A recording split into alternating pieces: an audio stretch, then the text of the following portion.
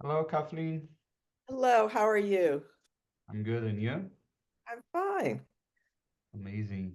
I was a bit worried about the change in the time zone, but I think we handled Yeah, it's always, there are always some people who get it screwed up. it. Okay, yeah. I understand that it's also different. Like there is a difference between continental Europe and United Kingdom, or not? Yes, so Ireland, the United Kingdom, and Portugal are on the same time zone, Okay. and the rest of Western Europe, including Spain, is on a different one, just to make it more confusing. Yeah, just to help us. Okay, that's great. So they switched also, I think, on the continent, but they're in a different time zone. Okay, okay. Hi, James. Hi, Pierre. Hello, good morning. How are you? Good morning for you. Good afternoon for us. Good afternoon. Yeah, I was gonna ask, what time is it? A good night for you who stays in China or Japan. Yes, yes. What time is it in your respective countries? Here in Italy now is 10 before 3 o'clock. Okay, Here it's 10 to 2. So, yeah, Yes, right on. we have always 1 hour all the year. exactly. Okay, perfect. James, have you seen if our guests are online? It seems so, no? I see Tristan, Denis, Yeah, Tristan and Wang are here already. We're and still Wang is here. waiting for Anjali and Xiang. Hello. Hello, bonjour Tristan. Hello. Bonjour. And we're waiting also Oh. for Marina, Hi, right? how? Yes, Marina. Let me reach out to her just to double check. Just 1 second, excuse me. Tristan, you in Paris?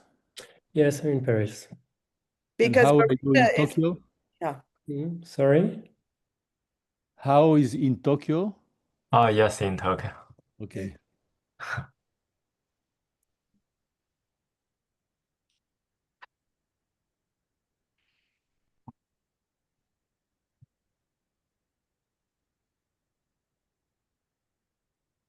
There she is. So I'm going to admit her. There she is.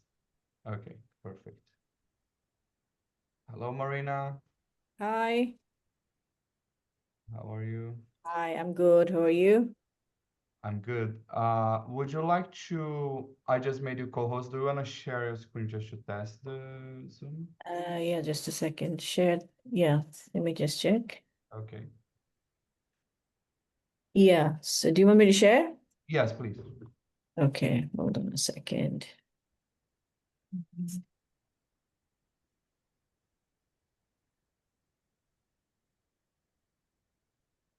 Okay, do you see it?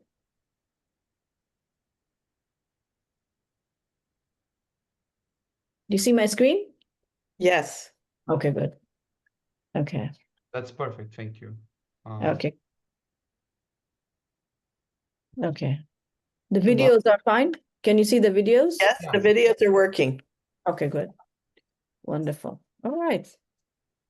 Then that's pretty much it. What else do you want me to do? I think that's it for now. Yeah. I want to invite Tristan to also share his screen if you want to test it. Should I Marina, stop sharing? Yes, please, Marina. Hi, Marina. I'm Pierre-Alain Croset. It's a pleasure to see you. We met many years ago. It was probably 2016 at the opening in Hong Kong of Oh, yes. the Kenneth Frampton Library. Kenneth Frampton's library, right? Yes. It was How are you? a great event. Yeah, that was a great event. moment with the symposium. Absolutely. And one of my best students from Politecnico Milano, Katsi Akif, worked Oh with yeah, Kazi Akif. Yeah, he worked with me for quite some time. Yeah, Yes. And yeah. is he working with you presently? I mean, he does collaborate in different projects Yes. once in a while, but he's doing his own thing also. So he's Yes. pursuing a lot of other things. He's great. He's He's a absolutely great, wonderful. yes, Yes. great person. He made a beautiful thesis Yes, he did. on the Yeah, border he between. shared. Yes. Yes. Tristan, do you want to share the screen? Yeah, sure.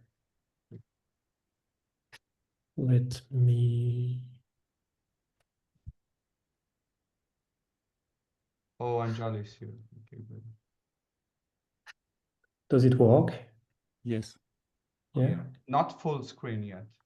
Well, let's see.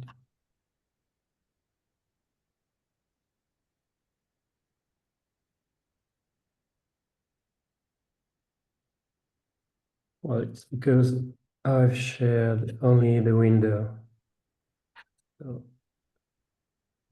let me redo it.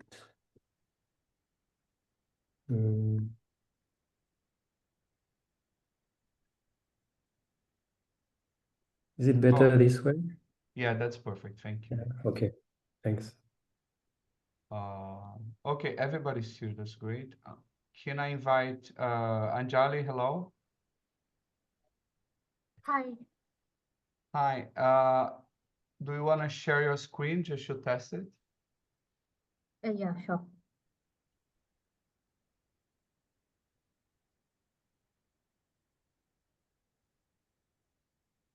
This is working, right? Yeah. Okay. Thank you. This is okay. Thank you. Now I invite Wang to share. Okay, okay. I have tested myself. You see the slide change? Fine. Oh, that's perfect. Thank you. Okay, okay. Thank you. And finally, I want to invite Xiang. Hello. Hello. Hi, everyone. How are you? Let me share. Tristan.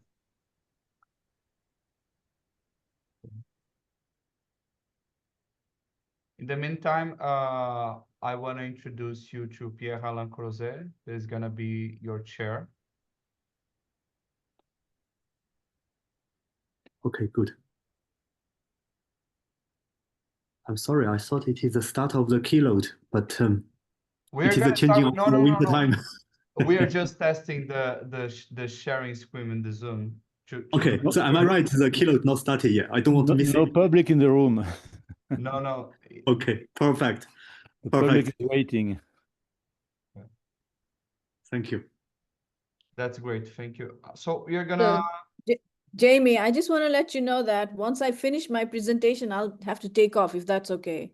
Of course, Marina. Okay, great. Thanks. Are you gonna? I'm sorry I'll be missing the rest, but I really have a lot of schedules. I'm in London, and it's back to back, a lot of things that's going on at the moment. So I'll do mine and then I will have to take off. Really sorry that I'm going to be missing so many beautiful presentations. But that's absolutely fine. We are recording. You can check it later in the website. Sure, wonderful. That will be great. Yeah, and I also understand today is the last day of the Serpentine Pavilion. Is that right? Yes, today's the last day. Yes. Okay. What a timing! That's great. I know. That's amazing. Okay. Okay, great. So we are gonna James, wait. I can say 2 words for our 4 guests. Of course.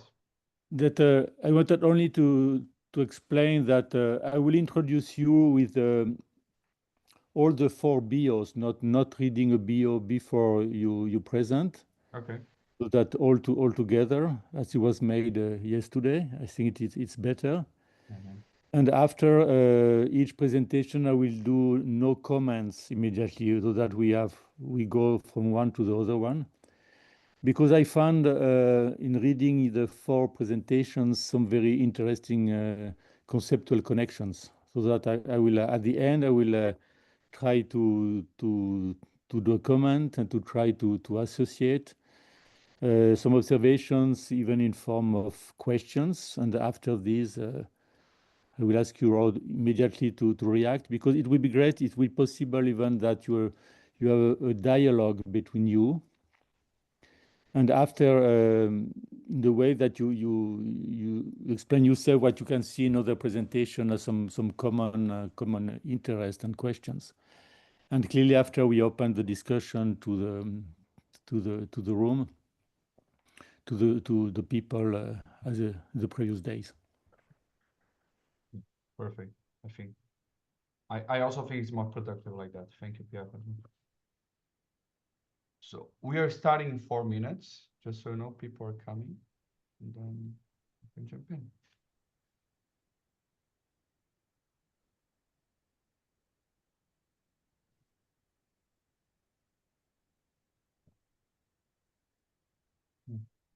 Excuse me, Jim, only a question. The YouTube channel, it is when will it be online? The full conference. We are gonna upload this week. So I think it's not gonna take more than 2 weeks to be online. But I'll let you know. Like I'm gonna email us all SICA members and scientific committee to Okay, so you will inform us when it will be online. Yes, for sure. Okay.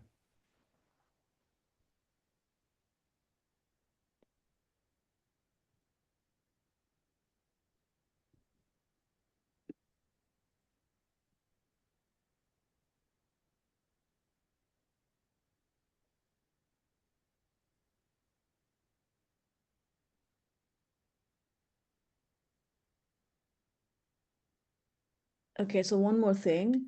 So once I finish, Kathleen will, me and Kathleen will have a, hi Kathleen, nice to see you. So we'll have a sort of a conversation, question answer. And do you have question answer coming in for also from the audience or They not? should be sent from the chat and I'll monitor that. It's really great to Okay. see you again. Nice to So see I you. will monitor the chat and Mhm. ask questions from the chat as they appear, and I will converse with you in the time that they don't appear. All right, that's nice. Okay, great.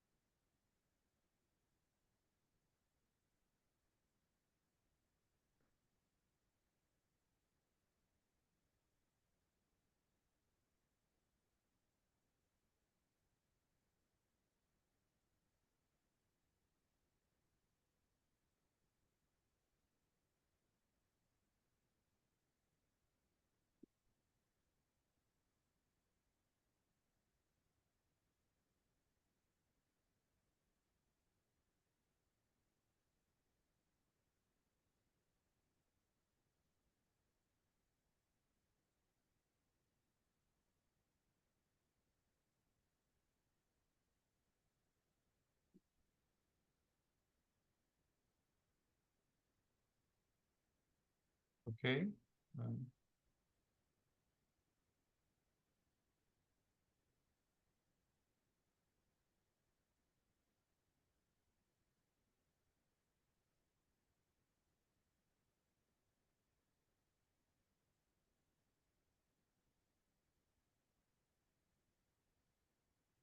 So hi everyone, welcome to the fourth and last day of the 2025 SICA's International Conference on Territoriality and Temporality in Architecture.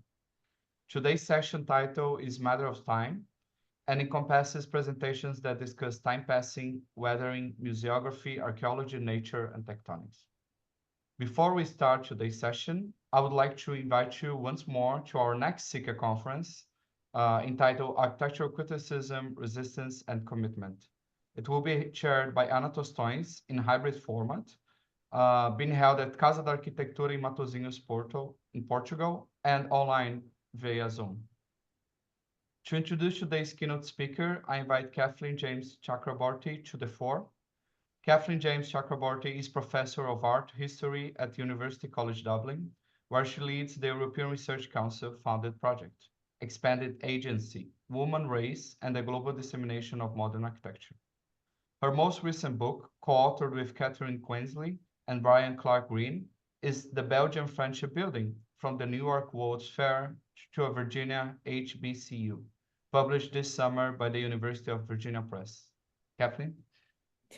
Thank you so much. It's an enormous honor to introduce Marina Tabassum, who founded her Dhaka-based architecture firm in 2005. In her work, she seeks to establish a language of architecture that is contemporary, yet reflectively rooted to place, always against an ecological rubric containing climate, context, culture, and history, as we've seen this summer in her pavilion for the Serpentine, for which today is the last day. She's a professor at the TU Delft in the Netherlands. She's also held the Gary Chair at the University of Toronto and taught at Harvard, the University of Texas, the Bengal Institute, and Brack University. She holds an honorary doctorate from TU Munich. In addition to her own Aga Khan Awards for architecture, she's received many accolades, including the Arnold Brumner Memorial Prize from the American Academy of Architecture and the Soane Medal, the American Academy of Arts and Letters, the Gold Medal of the French Academy of Architecture, and the Soane Medal from the United Kingdom. She chairs Foundation for Architecture and Community Equity and Procrity, a fair trade organization. She served as a member of the steering committee of the Aga Khan Awards for Architecture for 2017 from 2022, and she's a fellow of the Royal Society of Arts. If we were all in the same room, I would say, please join me in welcoming, and there'd be a huge round of applause, but do please join me in welcoming our keynote speaker. The floor is yours. Thank you. Thank you, Kathleen. So I share my screen. All right, so, well, it's an absolute honor and really happy to be here today to present. And I think it's a very interesting topic that we will be sharing today, which is about time and the matter of time. So how do we see time? I think that's where, especially as architects, I think there's an interesting relationship between architecture and time. It's an intertwining relationship, and I always find it quite intriguing because, as we humans perish, we want to still retain a sort of a sense of continuity, even beyond our life. And that has urged people to try out different ways of, being present beyond their time in this earth, in this world. And in many ways, architecture has always been used as this tool of continuity through time. And also, again, being architects, we also respond to the time that we live in. Most of our works are also about time and the context of time that we are living in. So in my talk today, I would probably focus more on this whole idea of a matter of temporality rather than, that timelessness of architecture that we always sort of try to focus on. Timelessness of architecture that is about rootedness of being present, being static, and also about this continuity. So it's rather continuity in a different way or different sense, I would say. And so it's a matter of temporality. And the reason is I'll probably share two different projects with you, which are more or less very recent, and in many ways also addresses this aspect of temporality. So I start with this image here. As you can see, it's the movement of water, or rather, let's say, the Gangetic water that we have, which is the movement, the hydrological system of the Brahmaputra Ganges water system. And this is a 20-year data that was collected from NASA. And you can see within 20 years' time how this entire hydrology of the Ganges and the Brahmaputra is constantly moving and shaping and reshaping itself. As you can see, when the rivers are moving, it is eroding certain parts. And at the same time, they're also creating these interesting sand bed, or let's say forms within its system. And that is a sort of a hydrological phenomena that exists in our land where I come from, in Bangladesh. And if I show you, Bangladesh is basically a land of water. We have more than 700 rivers crisscrossing this entire land. And the land was actually created by progradation of the Ganges estuary. And through these, the coming of the rivers, as you can see on both sides, which is, the rivers that were born in the Himalayas and then coming down through India and then converging into the Bay of Bengal. And while doing so, accumulating this enormous amount of silt and creating this landscape. But the idea is that this whole water system is very, very fluid. The land is soft and fragile. And every summer, with this enormous amount of water that comes down, with the glacial melt and the monsoon season, it actually, this heavy current and this heavy load of water that's going into the Bay of Bengal creates this enormous flow and also erodes away these banks. And as you can see on the ground, how it takes away many of the settlements. It could be villages, small towns, many of that we have lost to the system. And so this has become much more pronounced within these times when, because of the global warming, we see a huge amount of, this whole flow of water is becoming much more. And it's also creating a certain sense of, movement into this whole system. And so people have lost their home, they have lost their in villages, small towns, and moved away. So a large amount of displacement happens in these areas. But as you saw, that it's also about creating these sediments in the middle of the water system, which is the sandbeds. And these sandbeds, the one that you see in the image, is a very new sandbed. It's about a year old. And a year-old sandbed is almost like a beach. You see just sand, basically, and water. It's a water and sand system. But this slowly starts to take shape with a certain kind of ecology.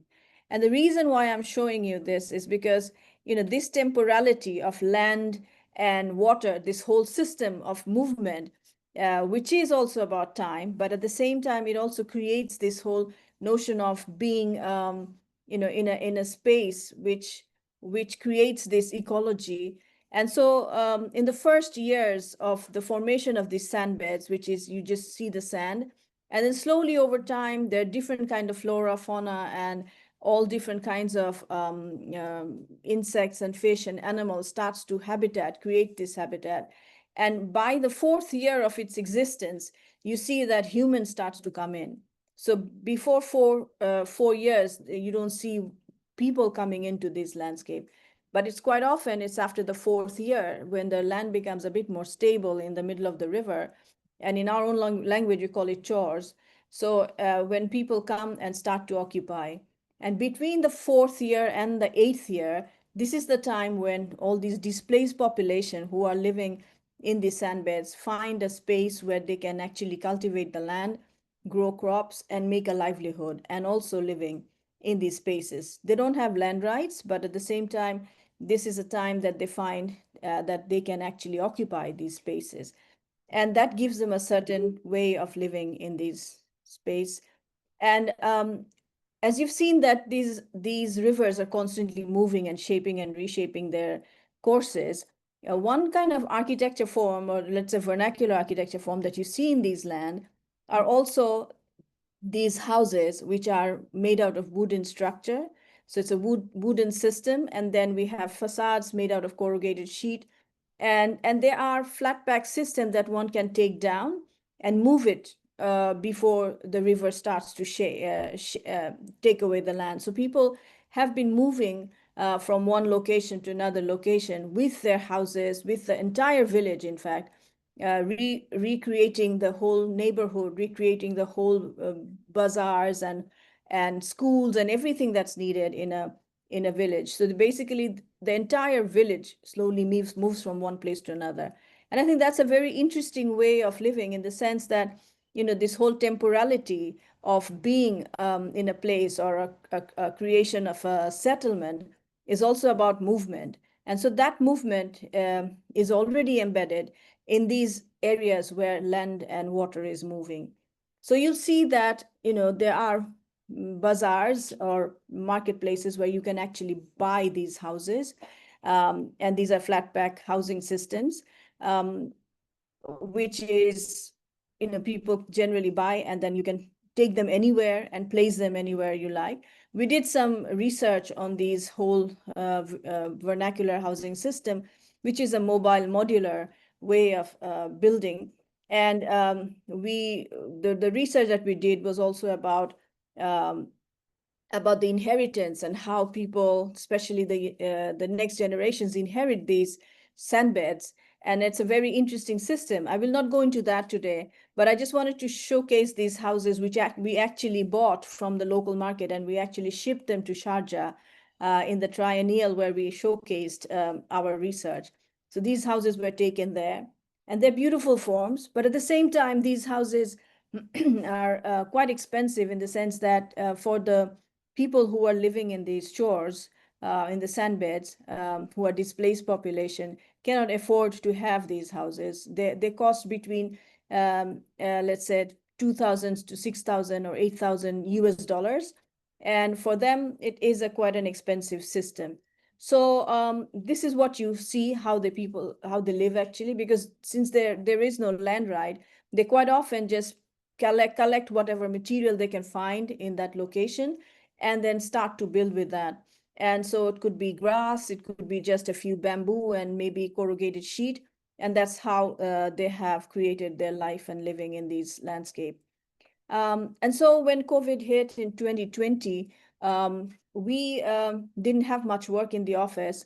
And at the time, we were also going through a lot of realizations, a lot of reactions, how we have exploited the resources of Earth, the extraction, and how the extraction has not really, you know, been replenished over time. And so how do we address these issues? And at the same time, since there was not much work in the office, we started looking into if we can create something for these local communities who are living in the sandbeds. So after different kind of iterations, different kind of structural systems, materials, we came up with this idea that it could be a space frame structure, which actually has this bamboo as the arm, and we created these steel connectors or steel joints, which actually connects these bamboo arms and creates this structural system, which allows people to have two different levels, and these two levels actually help during the flooding season, when people need to go to a higher or upper level to save themselves from the water. And at the same time, we wanted to look into materials which were readily available, easy to purchase or affordable, also at the same time, and really less expensive. So the first idea in 2020 that we created, you can see the cost was about US dollar 190. At the end, when we built it,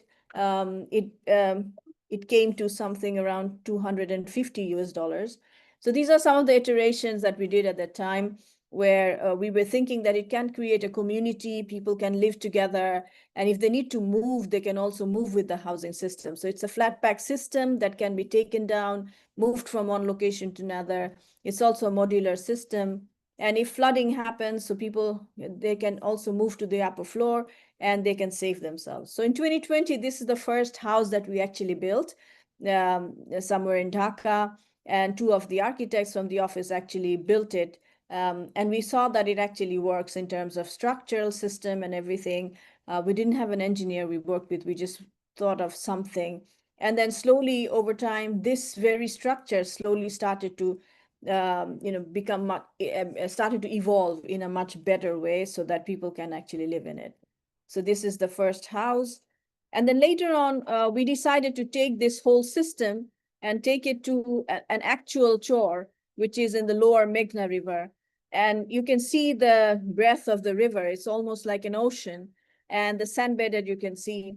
And to go to these areas, you actually need to go from Dhaka with a sort of makeshift boat, which you can see here in the middle, and then take a smaller boat from the mainland to go to the sandbeds in the middle of the river.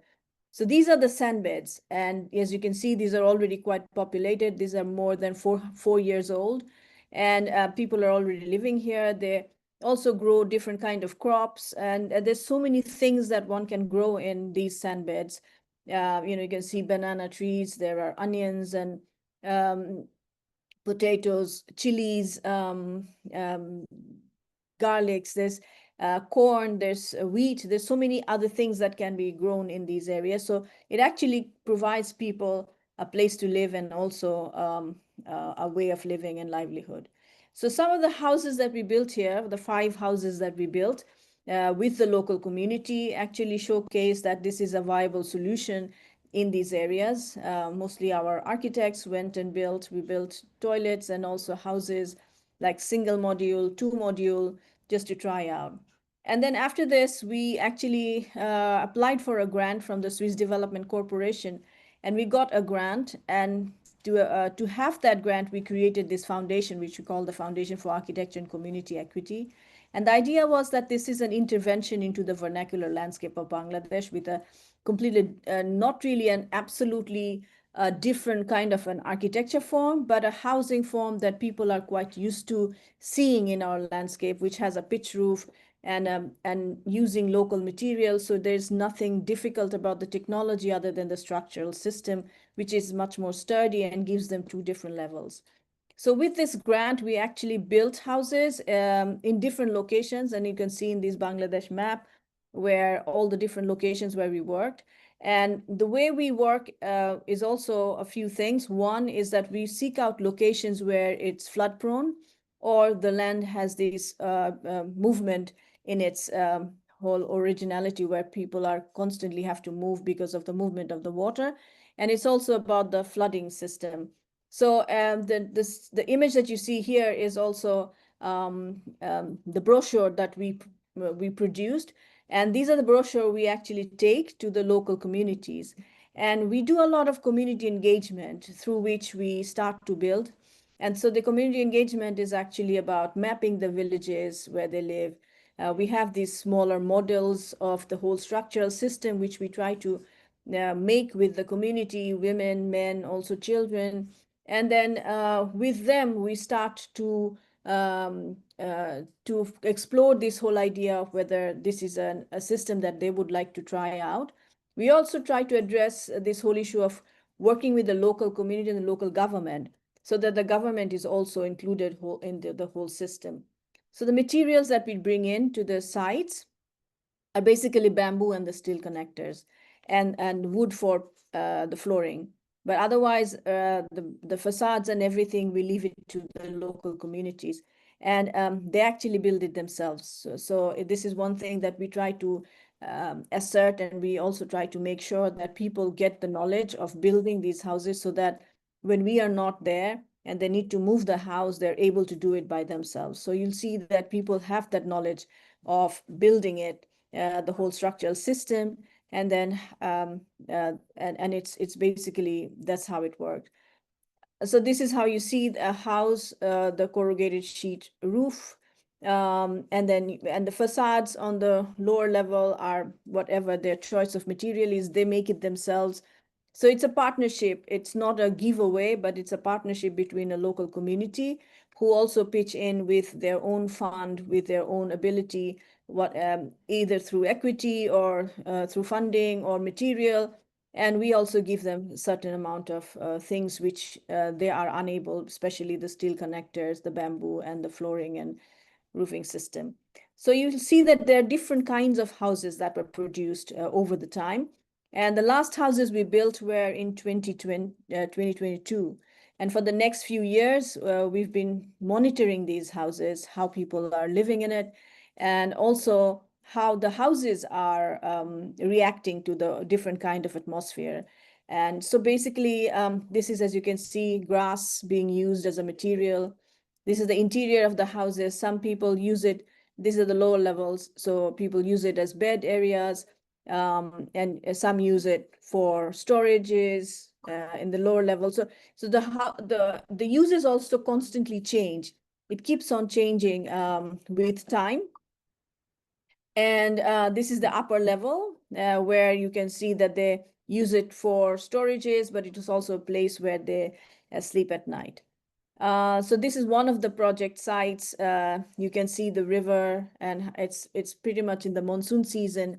And you can see the small houses, which we call kudi baris. So kudi is small and bari is a house. So kudi bari houses you can see already in the landscape. So this is the area which is in the Jamuna River. Jamuna is the Brahmaputra that when it enters Bangladesh becomes Jamuna.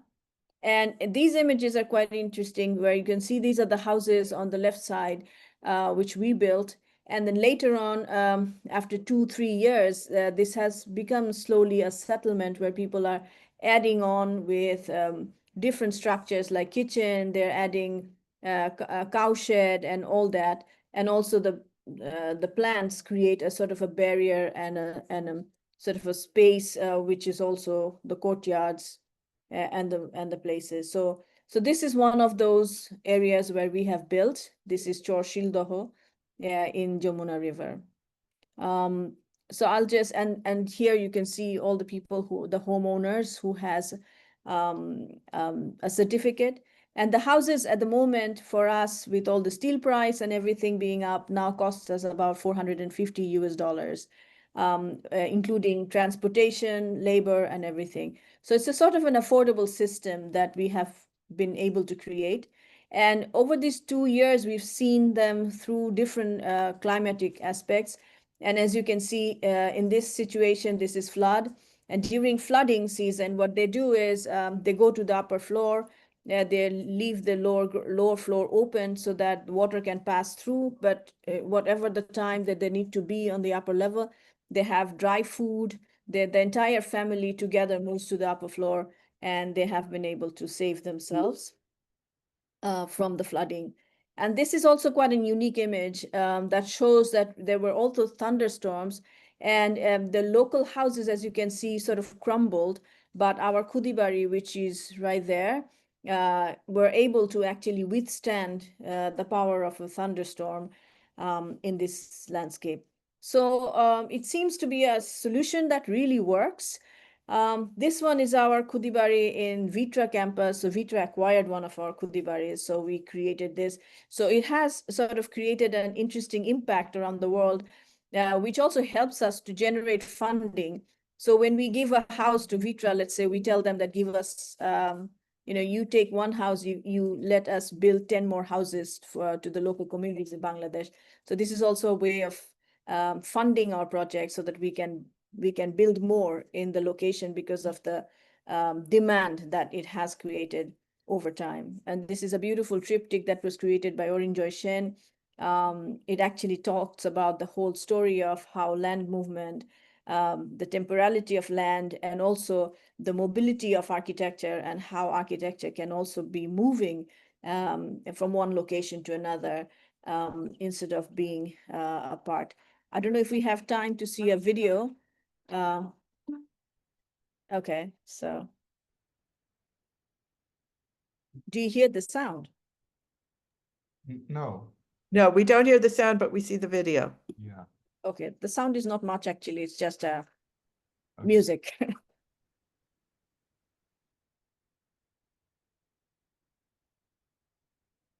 রূপালী নদী রে রূপ দেখা তোর হইয়াছে পাগল ও তার রূপের সোনায় নয়নে কোনায় নামতে রূপের ঢাল রে নামতে রূপের ঢাল রূপ দেখা তোর হইয়াছে পাগল রূপালী নদী রে রূপ দেখা তোর হইয়া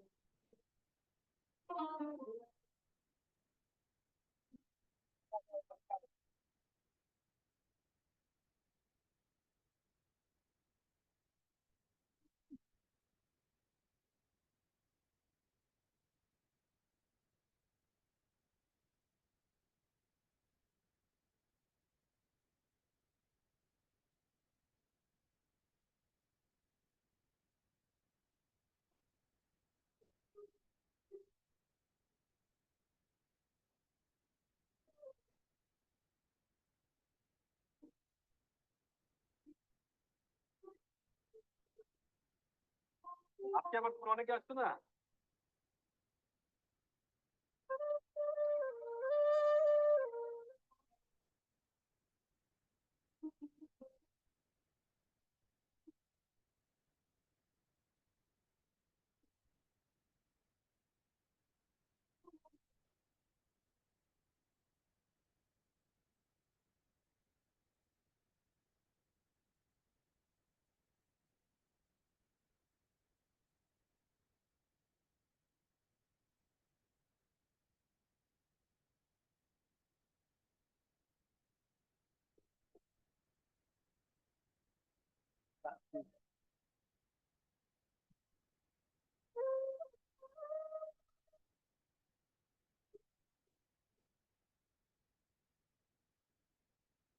ওই টুয়ার বাসগুলা ওগুলা দিয়া উপরে একটা বয়লার সিস্টেম একটা ইয়া থাকে ওইটা দিয়া লাট মেরে দিলে আর কি ঘর সিস্টেম হয়ে যায় উগার আইছে কারণ দিলেন পাইলাম তারপরে আর পরবর্তী এটা আইলে আর বানান পারলাম না এখন যে শিখছি শিখাইছে না আমরা বানান পারবো এটাই সবচেয়ে বেশি খুশি আমরা তারপরে নতুন ঘর নাই গেলে নতুন ঘর হিসাবে পেলাম যে কোনো কিছু তো আমরা ঘর তুললে মিলাদ টিলাদ পড়াই তারপরে থাকি এই জন্যই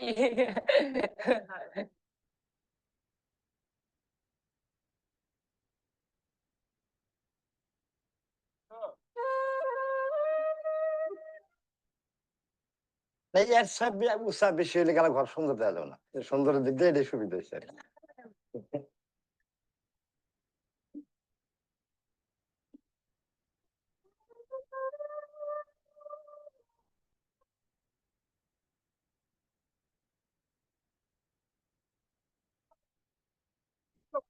রোদে ছিল কষ্ট তাপ ছিল বেশি আবার হচ্ছে নিচু তাছাড়া হচ্ছে সিপা আপনারা তো দেখেই দিচ্ছেন এর জন্য আমরা অনেক খুশি যে এখন যে ঘরটা দিচ্ছেন অনেক সুন্দর মানে বাতাসেও ভালো উপরে জায়গা আছে আবার নিচেও হচ্ছে ঠান্ডা আছে যেহেতু কাঠের পাটাতন আর সব দিক দিয়েই ভালো আর এই সময় আমাদের ঘরটা দরকারি ছিল অনেক একটু উপরে ওইটা দেখলাম যে এতদিন হয়তো কেউ আসলে হয়তো ভাবছি যে খাওয়ানো ঠিক আছে কিন্তু জায়গা দিব কই এরকম ছিল কিন্তু এখন তো চিন্তা নেই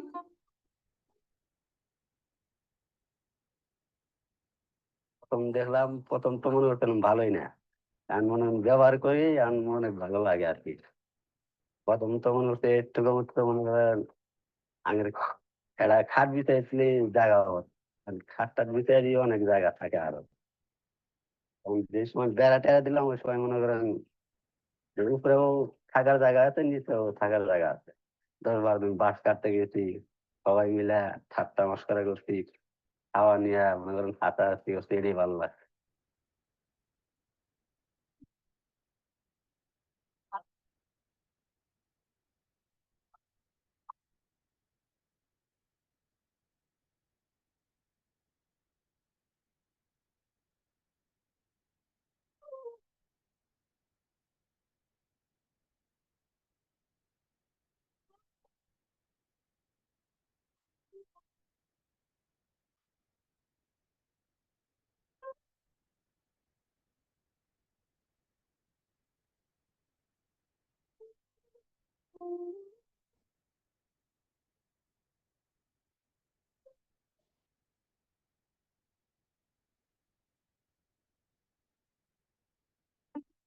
Okay, so yeah, just to move on.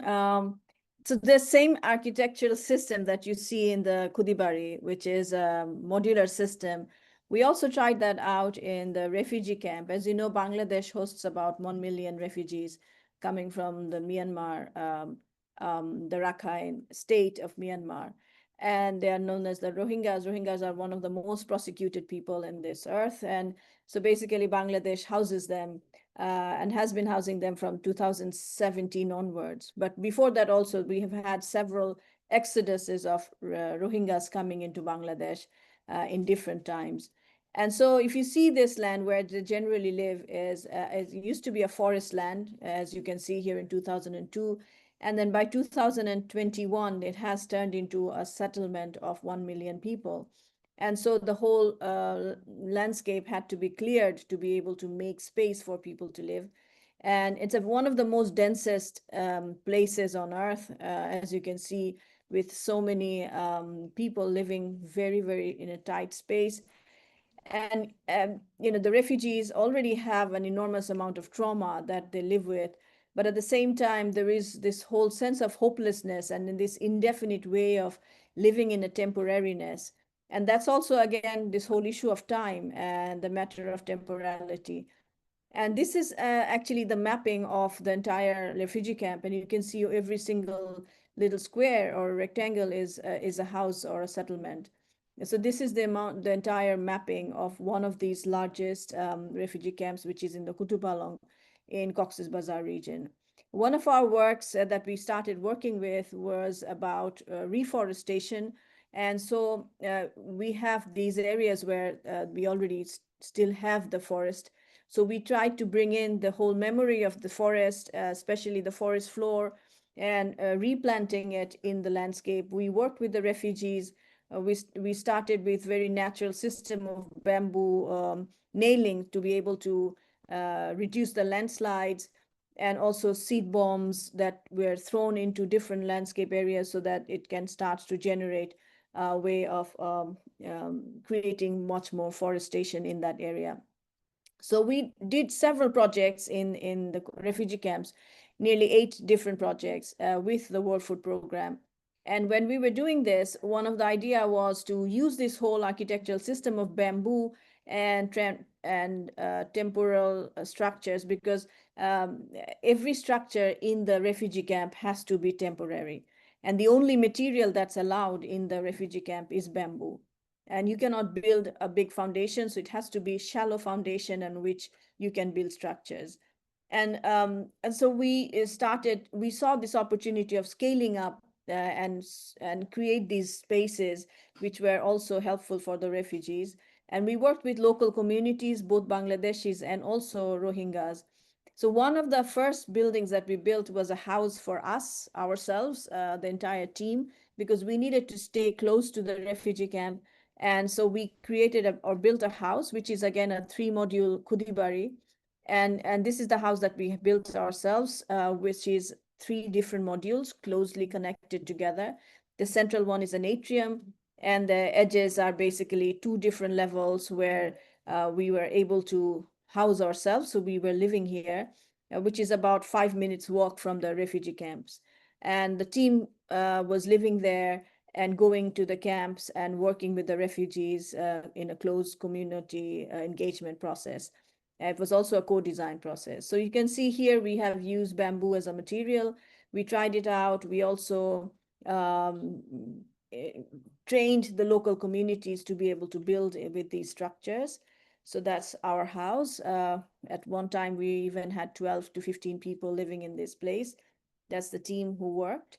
And also in the same system in the refugee camp when we were working, we built several community spaces. So these were for women mostly, where they come and they have different kind of skill trainings and everything. So we worked with the refugees. We tried to understand what their needs are. And through understanding their needs, that's how we actually created the spaces. And one thing that came out of this whole process was that they needed or they wanted a garden. And so one of the ways, and you can see they're sitting there making the model, actually an absolutely very, very open co-design process through which we came up with this idea. This is one of the structures. This is called the Women-Led Community Center. And you can see the garden where they actually produce different kind of crops. 3 kudibari structures connected together by atriums and stairs. And basically, these are some of the images of the camp and the spaces that they use quite often, very much so. And they call it a house of peace because they find peace.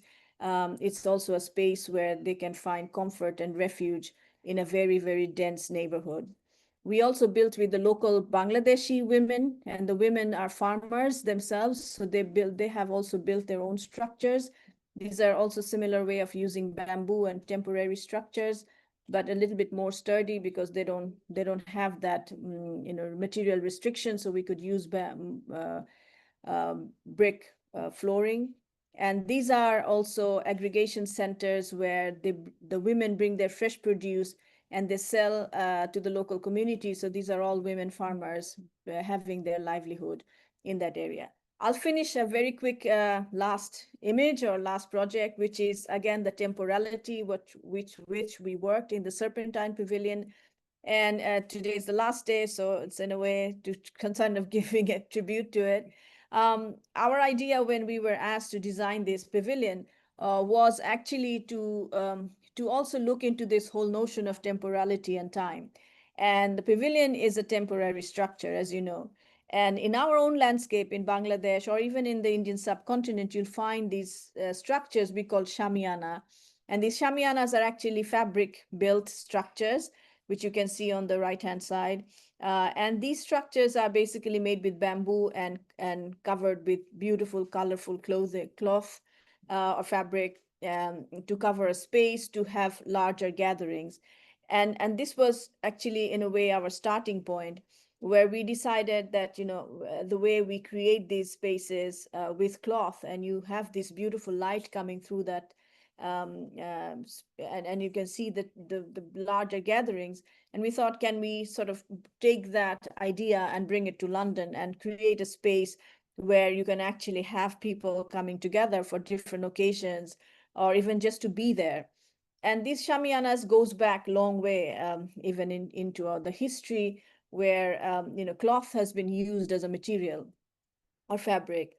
The other idea was this whole notion of going to a park and how park is being used, especially in the summer months in London, where you actually see a lot of people coming to the parks and really gathering and enjoying. And Kensington Garden, Hyde Park, these are very vibrant spaces, especially in the summer month.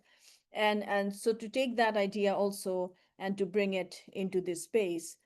So the location is actually right in front of the Serpentine Gallery South in the Kensington Garden. It is quite beautiful with all the trees around it. And right in front of it, we were given this space where we actually created this structure, which we call Capsule in Time.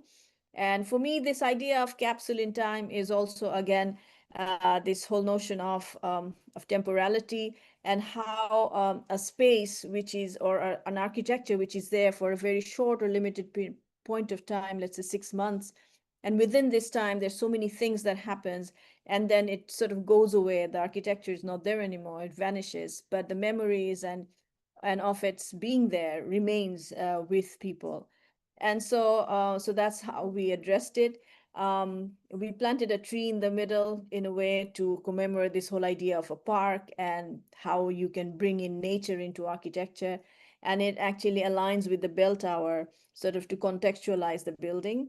And it's literally a capsule, basically. But then we have created certain kind of movement, so it can also sort of be in that place.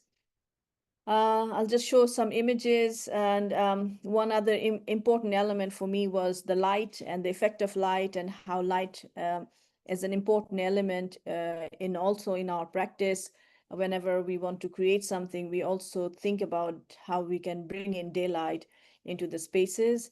And in this case, also that diffuse light coming into that space creates this notion of in a way temporality, but at the same time timelessness. So yeah, it was a beautiful experience to work and then to see people use it over the times. And now that it's finishes, our idea is that generally the serpentine pavilions actually find a final home somewhere. And hopefully this will go somewhere. And my idea is, can we turn this into a library? So that's where our next afterlife of the Serpentine Pavilion, which hopefully will become a library. So thank you so much for listening. I'll stop sharing the screen. So far, that's time and architecture for me. Thank you so much for that extremely inspiring talk. I want to remind everybody that they should please put questions in the chat. I have plenty of questions, but I should not be dominating this conversation, and we have plenty of time as well. So please do respond with your questions. For me, of course, ending with the library of my crosstown rival institution here in Dublin, Trinity, one of the great buildings on this island, one of the great libraries of the world, is inspirational, but so very much is your architecture. And I think for me also, who began my work as a scholar working on public libraries, I think it's one of my very favorite institutions, and one also that women have played a large role in founding these and funding these and commissioning these, but not as often in designing them. So that's also really rewarding and exciting to see. We met, of course, at a conference at the ETH in Zurich in 2019 that was on Louis Kahn. So this is very much a different side of your work, but an equally exciting side of your work. And I wanted to open by asking you a question when you're designing these kudibars, how to mix the familiar and innovation in a way that appeals to the people using them, who are not the people who've grown up being schooled in why Louis Kahn's buildings or even your mosque are such amazing structures with global impact, but for the more everyday. How do you design for the everyday in a way that's not just structural, but also sociological? I wanted to ask you more about working with your client base in that regard. Yeah, well, thank you. It's a very important question, a very good one. It's interesting in the sense that when we started working on this whole idea of kudibari, definitely coming from an architecture background where we were taught about building buildings that would last for centuries, and we've always strived to create this whole idea of timelessness, how architecture can remain timeless and be appealing to every generation over time. And something, as you mentioned, Kahn, and Kahn for me is a very important inspiration. We have the Parliament of Louis Kahn in Bangladesh. And if you've seen my work, you know that most of the projects, especially the Baitur Rauh Mosque, has this whole notion of architecture as a refuge, but it's also about light and timelessness that I try to strive for. And in many of our architecture, that's what we do. But then I was thinking that when you come from a country where a large amount of people are actually living in these kind of situations where they have to constantly move, this displacement is a reality, and it's becoming much more a reality with time, especially in our times when we see these global changes in climate. And it's not somewhere else. It's in my own backyard. It's in my own landscape that we see water is rising, sea levels rising, the biodiversity is changing. And as architects, if we do not make our knowledge, our skill available to people who has minimum or zero carbon footprint and has done nothing in order to create this whole notion of climate change, we really have to do something. And we come from a construction and building industry, which has actually produced most of these has contributed largely to this whole system of climate crisis. So in that sense, we felt that it's an important agenda that we need to focus on.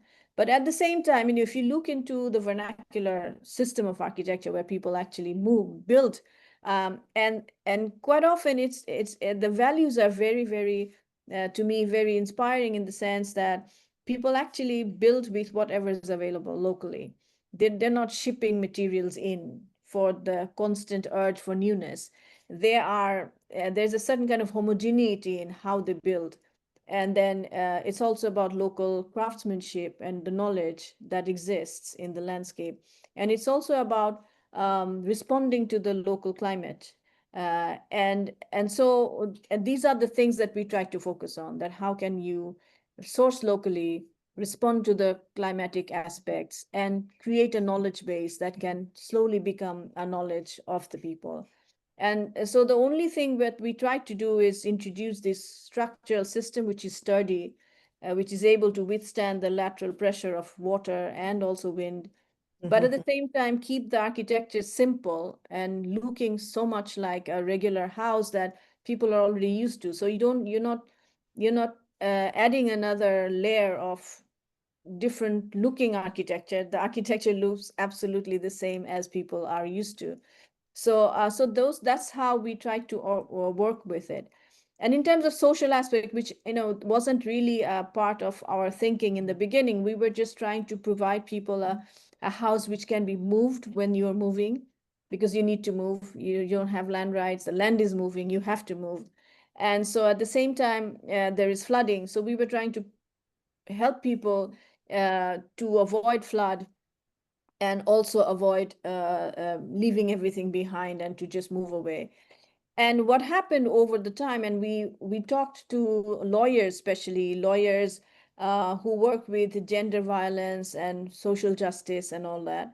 And what we found out within this time with the impact of this house in the last 3 years that we've built, and there's been 3 or 4 different floods over the time, people didn't have to move away from their houses, which means that they could just move up to the upper level and they were able to save themselves. What it does is that, when you don't have a system like that, you have to move away. And which means that you have to move to either a street of a higher ground in the mainland, or you have to find a place, with a relative or somewhere. And if you have girls, especially adolescent girls in your household, it becomes quite a major crisis because you don't know where to send your girls. And that's a time when, girls trafficking becomes very active. And they're looking for these kind of disaster situations where families are vulnerable and they need to, do something about it. And quite often, this is the time when you see a lot of marriage starts to happen. And these marriages are young girls being married off. And quite often, these girls are trafficked or ends up in a bad marriage or something, young girls. And so, a house, the moment you lift a platform, that's all it is. You just created a platform. And that has actually had an impact where you can actually keep your families together and you can avoid a lot of different kind of social issues that is also important in the landscape. So I think, it has so many layers. And once you get involved in it, then you can see that, it has so much impact. I'm not surprised at all. Just sitting together as a family eating khichdi, even in a Calcutta apartment for a couple of days where there's too much water to get out. You see also the benefits of being of that kind of situation, even from my very privileged position. I'm also fascinated. I always think of people in movement and nomadism, but this is existing outside of agriculture, but this is nomadism that's very much taking advantage of the fact that this is extremely rich soil, even if these are very precarious places to live. And so that people can make a living here. I was at a talk the other day when they said that 1 billion people in the world are now living in informal housing.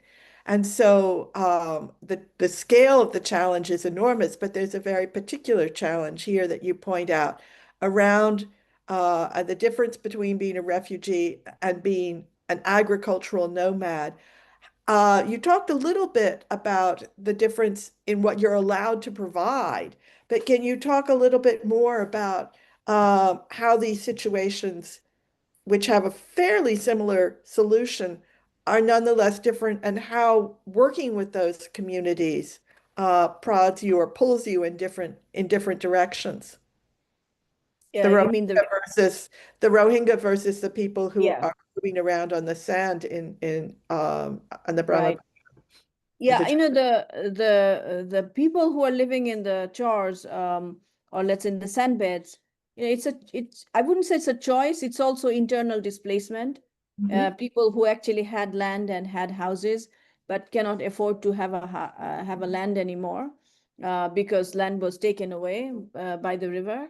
So basically now they've become nomads, or let's say internally displaced people within their own country, but they are citizens of the country. So they have the ability and to move around and to be able to create some sort of a place where they can stay.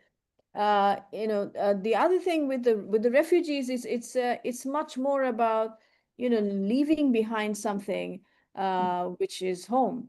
It's not taken away by the river, but it was forceful displacement, cross-border displacement, a country which they do not know, a country who has given them space to live, but do not provide them anything more than that, than just a place to stay temporarily. And this whole notion that you have to go back, and they are reminded quite often that you have to go back. And so repatriation, whether, you know, it's a much more of a larger political agenda and political argument, let's say, but at the same time, people are in this indefinite temporariness. So again, question of time. And within this last 6-7 years, there are children going in that space who has never seen a home other than, let's say, a camp. And so, you know, and this hopelessness and the trauma that they live with is completely a different thing that we probably would never be able to comprehend what it is all about.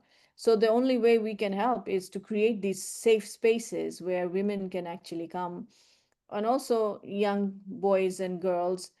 We also have space for adolescent boys who can come and learn about different kind of rights, different, you know, about gender violence. That is quite an important topic, especially in the camps when you're living so close together, different kind of people in the communities.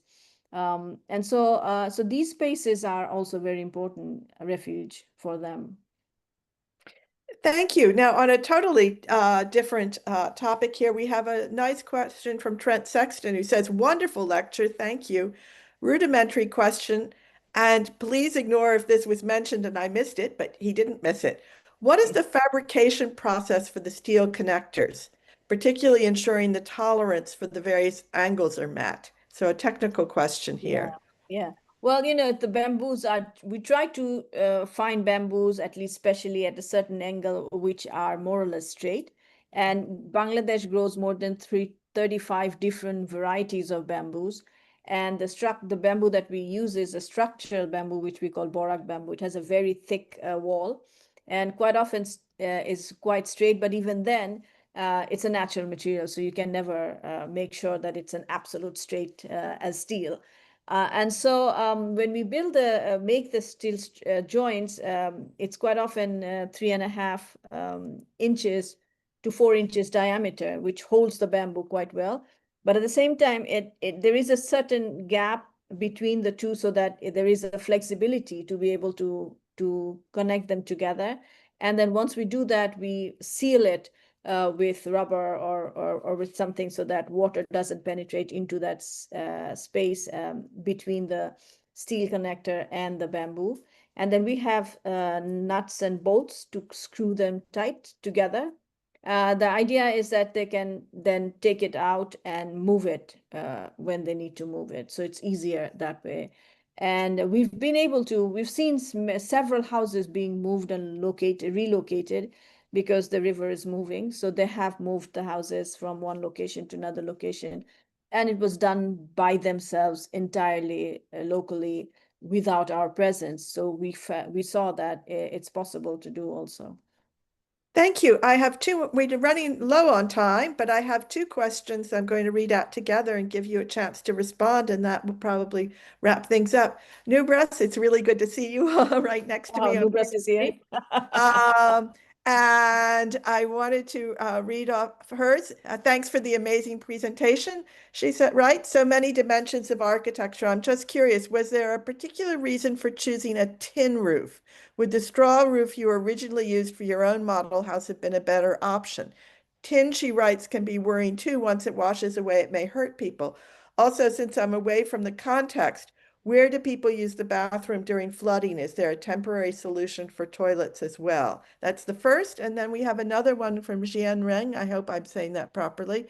Thank you, Marina, for this warm-hearted lecture. I'm just wondering what the role of local authorities in this challenging context is, and if this temporary way of humanitarian architecture is required to have planning permission. Thank you. So that's it for the question. Okay. Yeah, so I'll start with the second one. We don't need planning permission. People generally, when it goes beyond 8 years of living in this sandbeds, they need to pay the local government a small tax for a year's stay in that area. So basically, that's between the homeowner and the local government. Basically, that's it. And we try to include the local government into the process when we go somewhere and start to build. For different reasons. One is the protection, also to give them an idea that, you know, we are working here. This is something which is important. And quite often we see local government are very helpful into the whole system. But at the same time, we don't let them pick and choose the people we work with. So it's a direct work with the local communities without their involvement in the middle, because the moment you bring political people into the scenario, they then start to, you know, become more biased and everything. But we work with communities themselves, where the community decides who the deserving people should be, who needs a house and everything. So it's a direct work with community. So that's important. But at the same time, we always keep the local government into the scene so that they know what we're doing. That's secondary. Nubras's question about the tin roof. A tin roof wasn't our choice. We wanted thatch because we thought thatch would be much more useful. It takes less heat and everything, would be much more also sustainable, natural material. But the tin is actually a choice of the local people. They wanted tin roof. And the reason they want tin roof is because they're able to reuse it. They can take it with them, and the roof can be reused over and over. And patches need to be maintained and changed. And so that's something that they're not really, that they don't really prefer. So tin was their choice. And the other thing is the tin roof, I mean, they're used to using tin for many, many years, so I don't see much of hazard. Quite often a question comes that, you know, it can get hot. And that was also our question, that, you know, if we provide tin roof, it might get too hot for people to actually live in that space. But what we found is that we have these two windows on two sides. So the moment you open the window, it actually ventilates the space. So there's no stagnant air that would be hot air. So it ventilates the space. And we have been there, we've stayed in those houses, and I can tell you that in a summer month, it does not feel hot. So that's also something I think important to sort of note. I want to thank you so warmly for finding time, especially on such an important day in your own career, with the 13 Pavilion coming down. I'm closing today. I'm just thrilled to have been part of this, and very, very pleased also that this has been recorded and will be able to be shared. So please, thank you very much for your generosity in finding the time to talk to us so movingly today. I super appreciate it. Thank you. Thank you so much. It was a pleasure. Thank you so much. Thanks for having me. That was amazing. Congratulations. And thank you all for the questions. Thank you so much, Marina, for the presentation, and Kathleen for the thoughtful question and bringing the audience's questions. So Marina, best of luck with Thank the you so pavilion much. that is ending today. I really want to go there and see this tree. I'm gonna look after Yes. it. Yes. Yeah, the And tree will remain in the park, by the way. So there's a continuity. yes, yes. We're gonna bring another temporality to this architectural object, landscape. I don't know how to call it. That's amazing. And now I wanna follow up and invite Professor Pierre-Alain Croset to the fore. He's gonna chair the next panels. Pierre-Alain Croset is an architect, critic, and professor at the Polytechnic of Milan. He has taught in Switzerland, the United States, Austria, and China. He was Vittorio Gregori's assistant editor of the international architecture magazine Casabella from 1982 to 1996, and the author of numerous writings on modern and contemporary architecture. He has edited monographs and curated exhibitions on the work of Cesare Cattaneo, Gino Valle, Luigi Snozzi, Alvaro Siza, and Juan Navarro Baldeweg. So, Alan, the floor is yours. Yeah, Alan. Thank you, Jamie. Let's introduce this panel. We have 4 presentations. The first one will be by Tristan Denis. Tristan Denis is an architect, a teacher, researcher based in Paris. He's the co-founder of the architecture studio STZ and completed his PhD in 2025 at the Le Havre Laboratory of ENSA Versailles with a dissertation titled Architecture hétérochronique trouble dans l'acte de bâtir, traduced as Heterochronic Architectures Building with Troubled Times. He's a member of Le Havre and lecturer at ENSA Paris-Est. His research explores how notions of time, change, identity, and materiality shape contemporary architectural practice and theory. Hello, Tristan, you are online, right? Yes, I am. Can you hear me? Yes, we Yeah. can see you, and you can even start to share your screen if you want. Okay. The second will be Xiang Ren. Hello, Xiang. Xiang teaches and researches architectural history, theory, and design at the University of Sheffield as a full-time faculty from 2018, where he leads the research unit East-West Studies in Architecture and Landscape. Prior to that, he was the director of the Masters of Architecture program and then the History and Theory Research Group. He has recently published the book Case Studies in Architecture and Landscape, Expanding the Legacy of Peter Blundell-Jones, published by Routledge in 2025, with Jan Woestra. And he completed the Endangered Wood and Architecture program lab grant Decoding Dong as its principal investigator. The third one will be Anjali Sreekumar. Hello, Anjali. She is an architectural historian and a researcher from Kerala, India.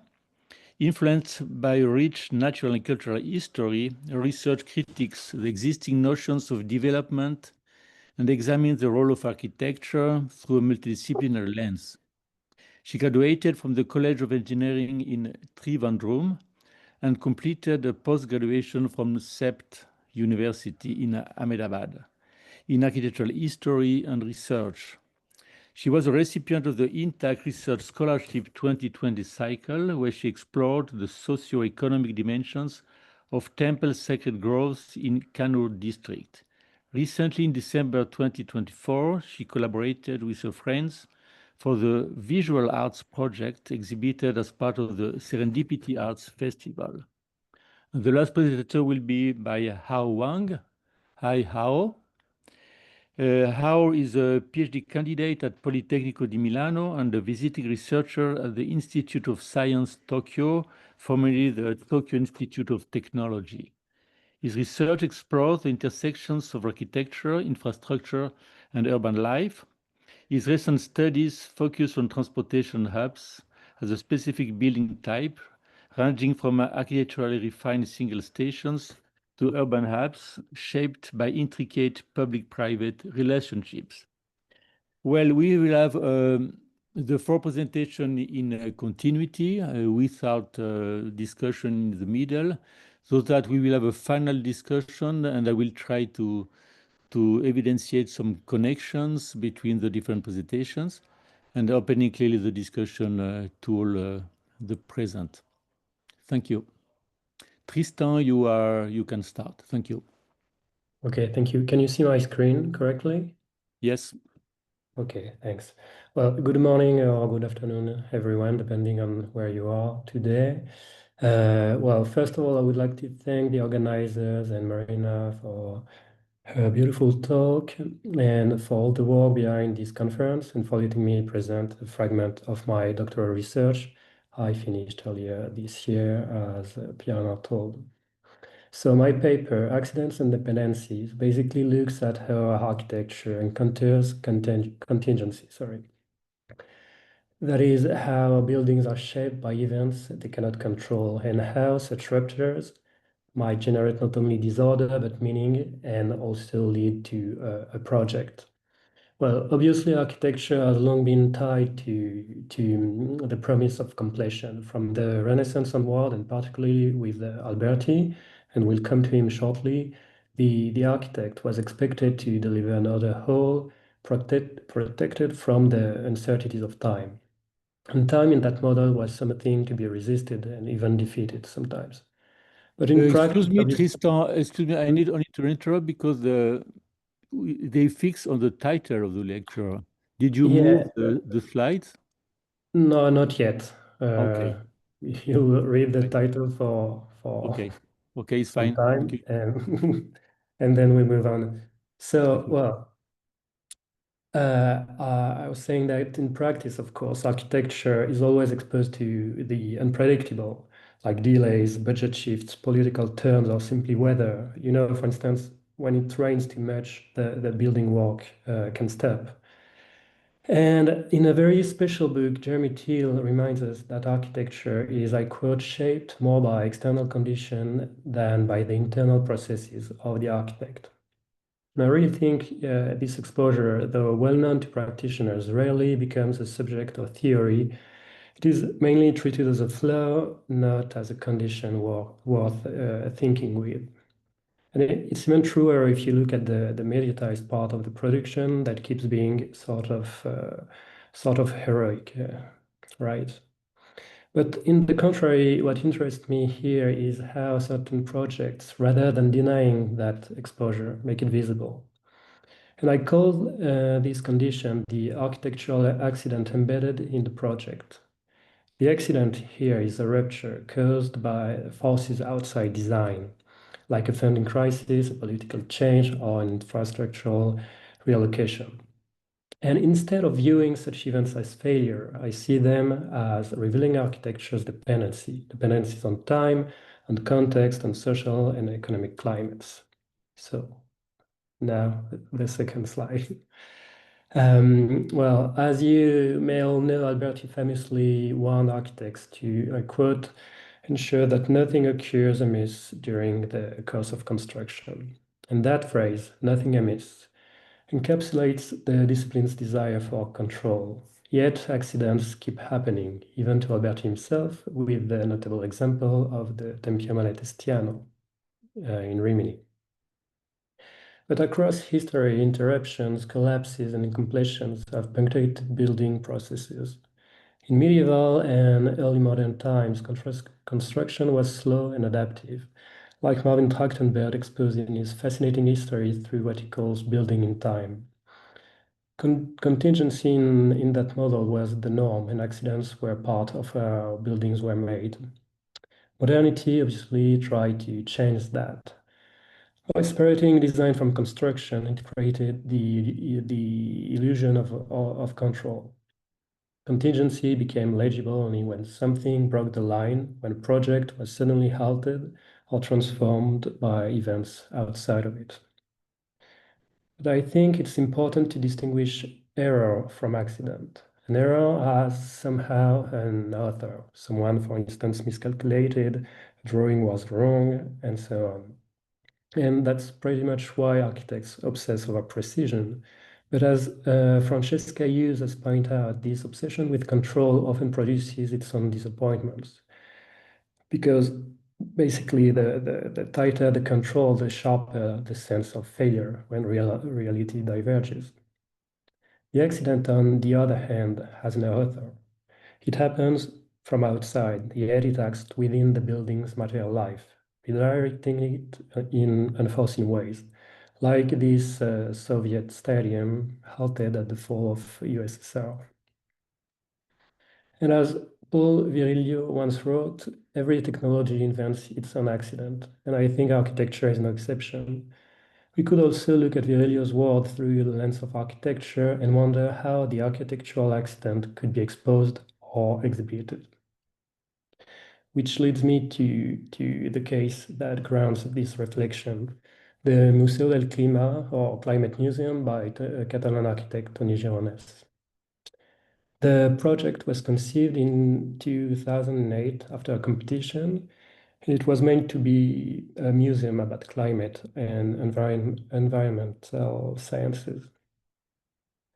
Construction began in 2010 with a budget of 5 million euros, and a year later, the global financial crisis had already badly hit Spain. Then funding vanished almost overnight, and the site was abandoned mid-construction. The cause was obviously economic, not technical, and the result has been an unfinished landscape of concrete, steel, mud, and vegetation. For years, the site stood still. And when the municipality later revived the project, the available funding had been cut by half. And rather than scaling down his original design, Gironès decided to recompose it entirely, starting from the reality of the interruption. The result was no longer a museum in the conventional sense. It became a hybrid space, part park, part ruin, part open-air infrastructure.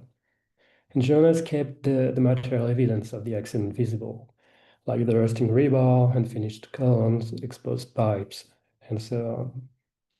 He even echoed them in new interventions, like rough marble basins, steel roads, and plantations, producing a continuity between what was left and what was added. Somehow, the project did not erase contingency and the consequences of the accident. It walked with them. In this way, the building became what we might call a material archive of its own interruption.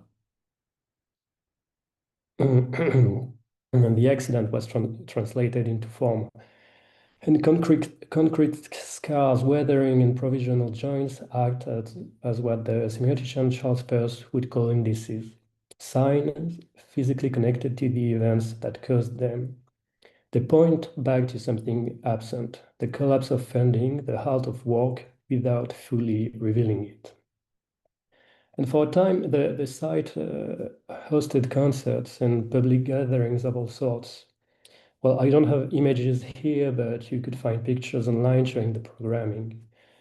But later, when the political majority shifted, those activities stopped, and the project entered another phase of suspension. Contingency, we could say, returned, but this time as neglect.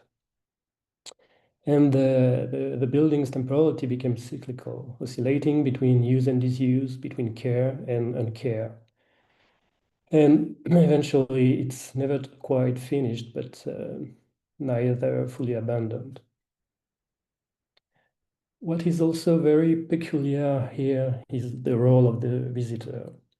Because form and program no longer align, each fragment seems to demand an explanation. And I really think this place makes people invent stories and ask questions like, was it left on purpose? What happened here? And so on. And in this way, architecture becomes an invitation to speculate. In this regard, the philosopher Kendall Walton describes artworks as fields of make-believe, in which material elements act as props that trigger imaginative participation.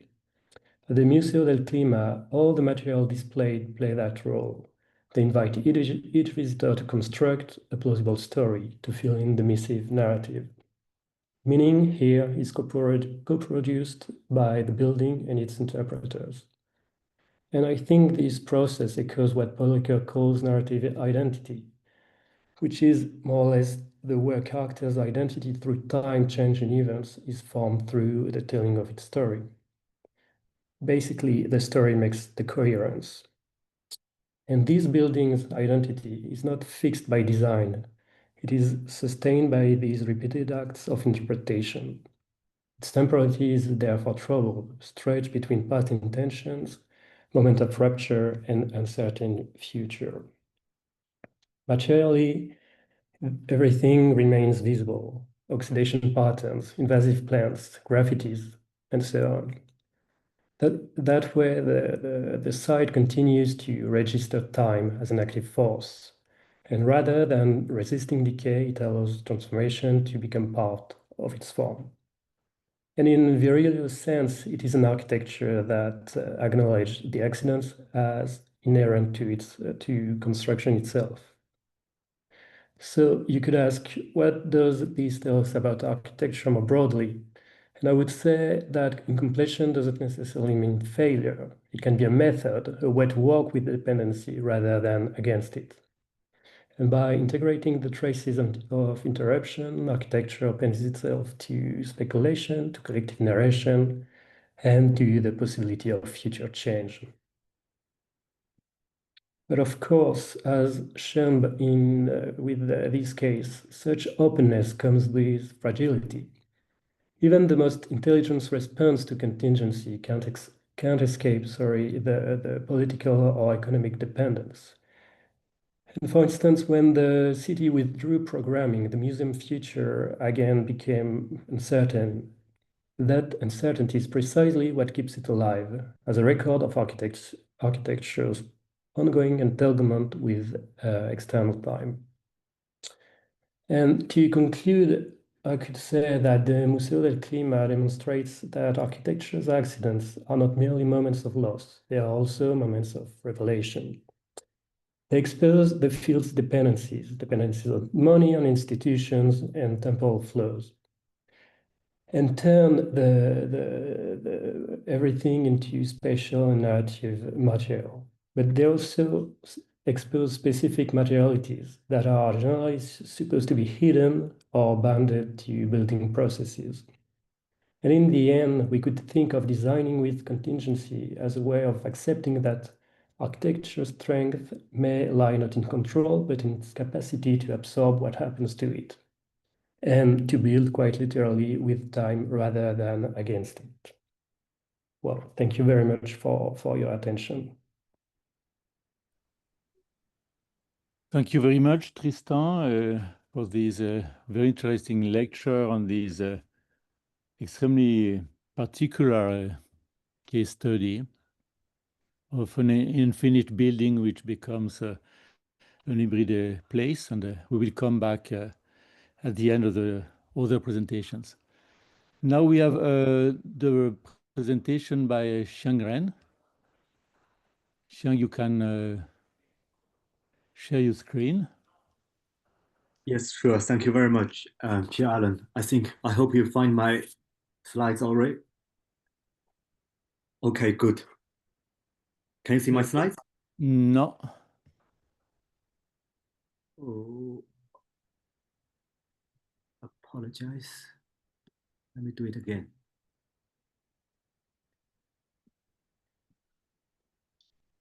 Yes. Okay, perfect. Now you're sharing your screen, yes. Okay, great. Thank you very, very much. Okay, thank you. Echo the acknowledgement from the first speaker that my thank you very much to the organizing committee of this year's SICA conference. It has already been a very pleasure for the past weekends, and it's really great pleasure every year to join this. So today I'm focusing on Ningbo History Museum and designed by Amateur Architecture Studio, co-founded by Wang and Lu Wenyu in starting from 2003 and built in 2008. And as we know that the building and the project and the practice were debated and heavily discussed, particularly around the time 2012, the year Wang Shu was received the Prize But most discussion so far was on the critical regionalist turn of this building in the modernizing China. And I think there's a missing dimension on the temporality. So I want to bring this back to the table from this very interesting conference through the idea and interconnection of the taipan construction technique and the territory and the fragments of time. So my paper hopes to critically reflect on the physical essence and meaning of this project as an architectural metaphor of time, to paraphrase our panel name, and also as an architectural reimagination of local worlds, with juxtapositions of new territoriality and temporality within the old. So as we know that the lead designer Wang is a very interesting figure in recent Chinese history, that he retreated from the mainstream profession for around a decade in the highest urbanization point of the country, with presumably lots of commissions, but he didn't. He stepped down and made a living mostly working with craftsperson and working on those very, I would say, at that time, quite low-class repair and construction work in the villages and towns. But at the same time, he did his PhD, set up his theoretical proposition, and with a very strong influence from pioneers like Rossi, seen from his PhD titled Fictionizing the City. So there's lots of resonates about the architectural propositions that talking about the mnemonic value and role of architecture for making and remaking the city, particularly for the city without the collective memory, or the collective memory has been gone. And also his very strategic position on the particular region is very clear during his theoretical works of that 10 years retreat, looking at the site without the boundary of a site. So looking at a building beyond the boundary of a specific property line or a specific street towards to the large territory of the city. And this is a very fascinating start for me to return to this project, because I think this is also a moment to look at how this project endured time in about 20 years' time after it's been built. So I think 20 years ago, 2003, the city, Ningbo, gave amateur architecture studio and Wang Shu and Lu Wenyu, of course, a very good generational opportunity, because it was a historical city, historical town. And you can see from these archival images that it got its gateways, and it got its topography, it got its water infrastructure, and also the type forms of housings and public buildings, such as the city wall and the pavilions on the wall. But it's generally all belong to the past physically, because of the modernization and also because of the very rapid development in the past 30 years, like as well in the country.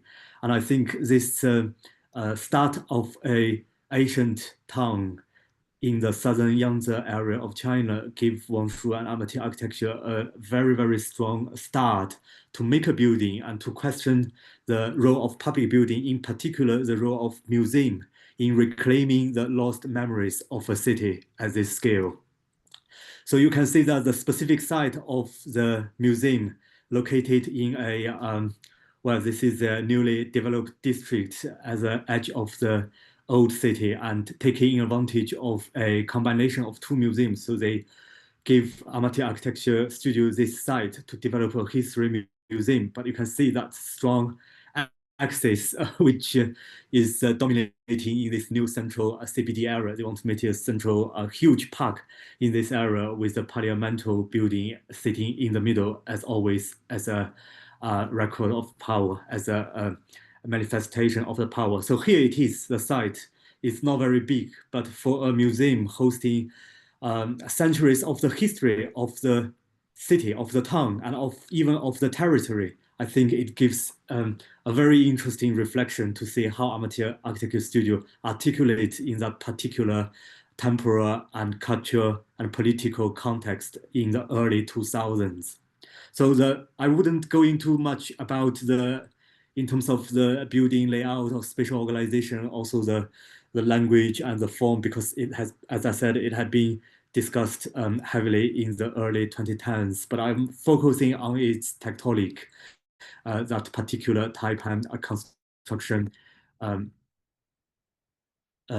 method. And this is an image, a very rare image, captured that final stage of construction of the building just before it formally opened to the public, and just off the scaffolding. And anecdotally, Wang Shu said that the contractors were not sure, they were very worried if they take off all the scaffolding around this 3-story building.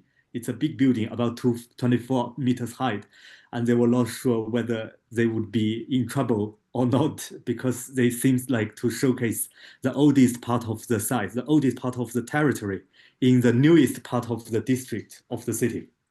So this is a very rare moment of the building, situated very lonely in a master plan, and with trees and infrastructures and unresolved construction remains, and also with the new city to the not far distant, which you can see that it is like a fighter and preventing a resistance to the new neoliberal making of the city, but also the order and power behind it. And I think this is a very powerful image, tells the story of Wang Shu's position at that time. So this is a space of arrival, and with references to, of course, Chinese traditional garden, and also in particular that very literal way of architecture, to paraphrase Wang Shu in his own terms, that it is rooted in Taoist notions and with a harmonious relationship between human artifact and mountain and other literal artifacts. So the Wang Shu's understanding of this literal ways of architecture is manifested in this first major work of the project. They had a smaller scaled gallery built a few years in the same city, Ningbo Gallery, but this is a major work to trying to respond to the fundamental question for contemporary architecture: what is the role of a public museum to deal with time and territory? So this is the start and the space of the arrival. And the idea of the making of this building, a very complex building in some sense, but also in some sense very simple. And you can see that it's about to cut and to stack and to give a montage to bring people into this carved entrance alongside the waterways, with a single bridge leading people into the dark, into the void, and into the courtyard, and into the history of this past city. And I think that is just a simple articulation of the gesture. And this is the original sketch from Wang Shu. And you can see that a series of 4, what he translated as a right bottom is 4 rhythms compared to kind of making a music. And you can see from the top to the bottom, and the ideas involved from the emphasis on the making of a form of this museum looking very similar to a mountain or a distorted enlarged courtyard building, to a sort of promenade in the second, and then breaking into several parts, into several pieces, which we've seen the similar language in other works of amateur architecture studio during the similar time, and finally consolidated into a form which is not to try to express anything, but trying to be self-evident, and by cutting and by clustering and by organizing the different volumes together to prevent a way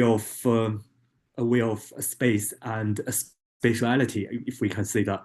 And you can see the top floor plan, the terrace floor plan, let's say. And you can see the organization of the space is very simple, but there are subtle changing directions of the walls and of the volumes, and which is very difficult to be understood through the 2D drawings. But you have to be in the space and walk around those rock walks and little mountains, or the spaces in between. And that is the idea of this approach. And it is enhanced and resonated with a specific architectonic form that is a tire pan in Chinese wapan system, and this system has also been discussed during the project open 15 years ago. But I think the idea of this fragments, patchworks, and making all these recycled wasted materials from the demolished villages nearby the side of whole regions, and putting everything together in as a whole, as a self-evidential narrative, I think that has not been discussed further, because it is a museum, and museum is supposed to be a place to host multiple time and space. And to host that is not only by the exhibits, arguably, from this project, and by the construction of the surface, construction of the walls. And we know that Amateur Architecture Studio had done very patient early work on the survey and repair of those vernacular architecture around the region, around the city of Ningbo too. That is their own mapping of the street scape, which you can see this particular vernacular way of stitching tires and bricks and broken jaws and all those little elements and fragments together because of the hurricane, because of the areas being suffered by hurricane at a seasonal cycle. And the local villages and communities were very adapted to that climate disaster, and they always rebuild the broken part of their building or their street in a sort of recycled way, and making the whole, filling a hole through the old wasted things. And this had been captured by Wang Shu and his team, not only physically, but also in a temporary way, because you can see from the beginning of 2000, his team had been working on recycling and storing those recycled tires. And that has been used as the first time as a larger scale in the Ningbo Historical Museum. So in that sense, lots of these elements and fragments have been mnemonic of the past, of the many past decades and centuries, and they were all collected by Wang Shu very patiently for 20 years and being used in this major public museum project until now. So there's an involvement of time in itself in the making of this museum and in the making of this Taipan wall. So, but we can see that it is concrete structure. It is a very modernized construction technique behind a very vernacular construction technique. So we can see it's a juxtaposition of old and new ways. And you can argue that this Taipan wall, this kind of patchwork, can be seen as a cladding because they are self-supporting. They are load-bearing themselves. They didn't support the load from the roof or from behind, and there were hidden columns. Of course, we couldn't see from here the hidden columns in a grid system behind the wall. So there were at every 3 meters at this scale, and there were discussions or even criticisms on this, of course, because you could argue that this is a mask. It is a traditional mask making an image of the nostalgia vernacular of the city and onto a kind of concrete brutalist architecture shell. But I think there's a particular rationale for this, because for the Taipan wall in the traditional Ningbo townships, they were usually being built in the building fabric no more than 8 meters. But this building is a public museum and it reached the regulatory height of 24 meters. So they just couldn't, I think, the modern regulation and technology couldn't make it happen, and that has to be integrated with the modern concrete grid system behind it. So I'm trying to define this for the lead architect, but I want to highlight that these tires, as you can see in a bit focus, that like the museum building itself, carried fragments of time when China as a nation dramatically imagined herself anew by demolishing the old and producing the new. So this is another arguable question, which I think this Ningbo Historical Museum trying to provide a critique. And there's a strong territorial and temporal dimension of this tire pan tectonics, because it expressed the past and the accumulation of time, but it's also expressed the human traces, the labors to produce all these things, and for the villagers to live with these bricks and tires over the centuries. So there are 2 dimensions of temporality in this stacking tectonic. And I thought this has been, this gives a very specific typology, which we say is a museum, once tied to a forward-looking city rebranding, and being redefined through material improvisation and imagery interpretation of the regional past. So I want to use the contemporary Chinese anthropologist Xiang Biao's idea to revisit this work 20 years ago. And Xiang Biao talked about the idea of nearby a lot, that the idea of nearby in the current digital dominated world, that we couldn't sense that kind of 100 meter or 500 meter of the neighborhood scale, because everything can be collected by the digital communication infrastructure, isn't it? So I think that is the beginning at that time, the telecommunication coming into the dissemination of architecture in China, because architects tend to commission a photographer to make the photograph and to disseminate their work through media. But I think this is a very, very critical moment that this project appeared as a physicality, which you can see that idea of the nearby, reframing the immediate surrounding of this building on your left bottom, and looking at the rising new city with whatever postmodern or futurist the style and whatever scale, whatever typology. And this is a framing. It is a framing and from a retreated literary architecture to look at the fundamentals of a Chinese natural way of architecture, which is rooted in this particular Ningbo landscape. And if you look at the top right image, that you stay at the bottom of this amphitheater-like terrace space, and you are in the mountain, and you have to be in it, and in the mountain, and gradually you walk up or you walk down on the verse way, and you will see and sense that scale of nearby. And that is what I found very productive in looking at this project from this time. And if you look at its brutalist interiors, and I can understand the different interpretation on that, because it's scaled up and it is not a very human scale, but it has that human element, in particular the using of the bamboo formwork to make the enclosure in a detail with offered to your fingers and to your eyes.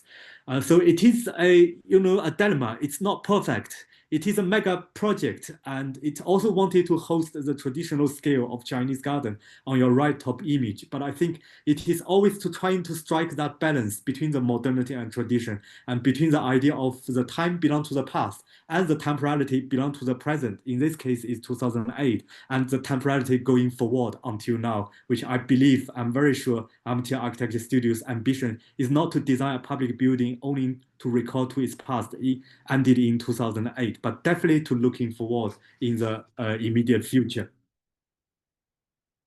So I asked this question before yesterday. I thought I couldn't answer this one, but I found it very productive, because how old is this museum?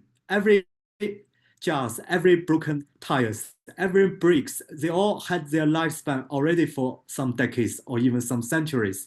And when they were pieced together in a whole, in a self-evidential way into this mountainous form, I think they already carried lots of time and lots of engagement through the time from the local communities to the climate and to their own life world into this building together. So I couldn't answer this question, how old is this museum? Because it can be argued when it is built, this is the image, when it's built and in the very empty frontage, very lonely, resisting those power behind it. I think it already gives the idea that is a container for time, and that is also a container for time to grow, to continue.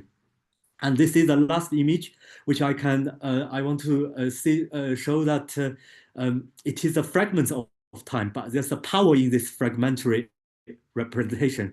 Because when you see the new city grow up, finally, this is a very relatively recent image, and with high buildings, tall buildings, new modern apartments, new parks, new infrastructures, new cars, new lifestyles, everything seems brand new for a new country, wants that kind of global identity. And this building still very quietly, patiently, humbly sits here, anchoring in the specific site, tabula rasa site, nothing there, paddy mill, paddy rice fields, and still anchored there, and giving it definitely not last voice, but lasting voice to talk about the fundamental relation between a building and its time and place. So this relates lots of ideas in the involvement of our discipline, because I think it's interesting in our discipline to look at this idea of site, or beyond the site, the idea of territory. And there's so many pioneers has been discussing and practicing on that. For example, Alcázar, which was talking about the site, not as it is, but as a transformation from the designers, or looking at, or for example, Victoria Gregotti, which Pierre-Alain knows very much, that in terms of reading the territory. But I found this Raphael Moleo's term, the murmur of the site, is most relevant to Wang Shu. So they have a time gap of 20 years.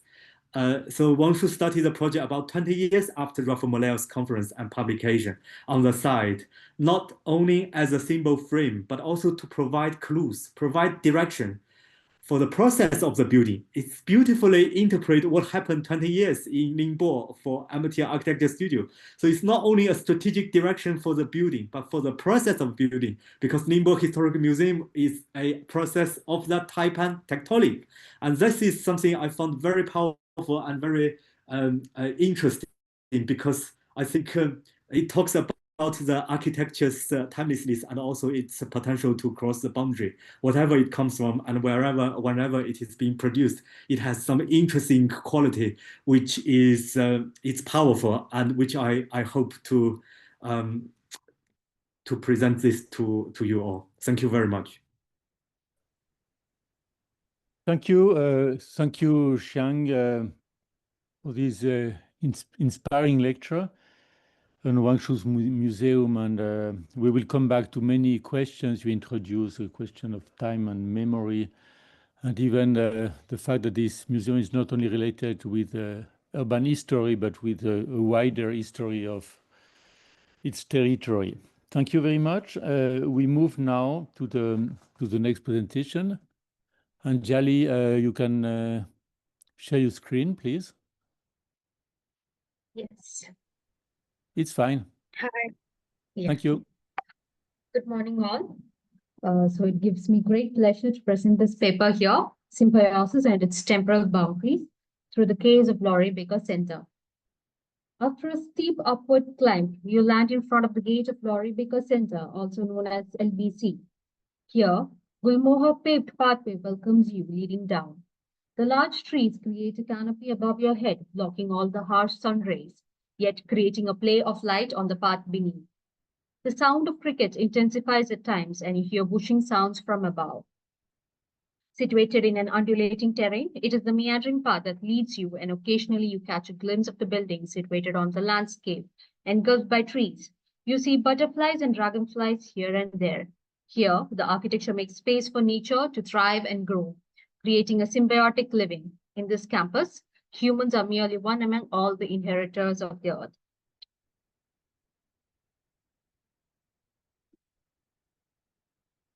So Kerala, a small state situated in the southwestern tip of India, has the Arabian Sea in the west and mighty Western Ghats in the east. Almost 70% of Kerala's geographic area is part of the Western Ghats, one of the top 12 biodiversity hotspots in the world. It is home to various indigenous species and ecosystems. Recent catastrophic incidents, such as the floods of 2018 and Churalmala landslides, are a testimony to how we treat the Western Ghats, and that need to change immediately. Kerala is grappling with how it treats its Western Ghats amidst these extreme cases of climatic events. Culturally, Kerala is prone to low-rise, land-intensive development. The construction industry holds 14.1% of Kerala's GDP. The contribution of the construction industry to climate change is very significant, as it requires various natural materials and energy to realize a project. Here, the works of Laurie Baker, who designed the LBC in post-independent India, gained prominence, where he preached the ideas of material consciousness and cost-effectiveness, which are deeply rooted in the context inspired by vernacular traditional architecture. LBC, one of his last commissions, is a testament to the ideas and life Baker aspired for his clients. Lawrence Wilfred Baker graduated from the Birmingham School of Architecture, later joined the army during the Second World War and was sent to southern China as a paramedic in late 1941. Eventually, he became sick and was advised to return home to recover. On his way back in Bombay, India, he met Mahatma Gandhi, a visionary who set his life as a message for certain ideological living, resisting the colonial powers diplomatically and internalization of colonial ideologies. Mahatma Gandhi gave impetus, agency, and value to the native, famously via the Swaraj movement, and preached his idea throughout his life. Influenced by Mahatma, Baker soon returned to India in 1945 and worked with missionaries. He worked in northern India building hospitals before moving to Trivandrum, where he established his practice. He eventually became an Indian citizen in 1988. Laurie Baker is known for his cost-effective techniques, the invention and popularization of the rat-trap bond, and his environmental consciousness. But beyond that, his master of space is ingenious and commendable. He created minimal architectural drawings and worked from the site with the laborers with a great understanding of anthropometry and the function of spaces. His material consciousness is something that sets him apart. His innocence is very much reflected in his works. He placed his clients and most importantly nature, including topography and water, above his needs and wants as a designer, and he becomes a mere facilitator staying between nature and clients. Laurie Baker, through his exemplary practice, has introduced a new way of approaching the art of construction and design, which is very much rooted in context and certain ideological living. In his over-spanning 5 decades, Laurie Baker has completed over 1,000 projects of various scales, working mainly with lower income groups. His projects include various institutions ranging from churches, hospitals, and schools. His life and observation during this time in northern India has also influenced his work. He majorly draws the life of ordinary people and their problem-solving ability and the vernacular patterns of construction. He conceives architecture as craft, carefully and meticulously deciding where to place each brick. With his own set of trained laborers, he was redefining the role of an architect as a designer, builder, and contractor. Donna Haraway, a theorist and American scholar, elaborates on the urgency to act in the context of climate change and identifies Capitalocene and Anthropocene as major challenge for symbiotic living. He explores the idea of territoriality and temporality for a symbiotic living. Sympoiesis, the term coined by Donna Haraway, established the intricate relationship each living entity has with one another and defined it as a complex, dynamic, responsive, situated historical systems. Symbiosis is a constantly evolving, cohabiting space where there are no defining boundaries or systems of power.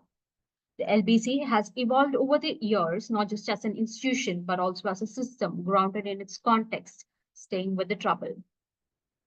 Staying with the trouble emphasizes being truly present, living in the temporality, recognizing and acknowledging all the worldlings and their lively necessities.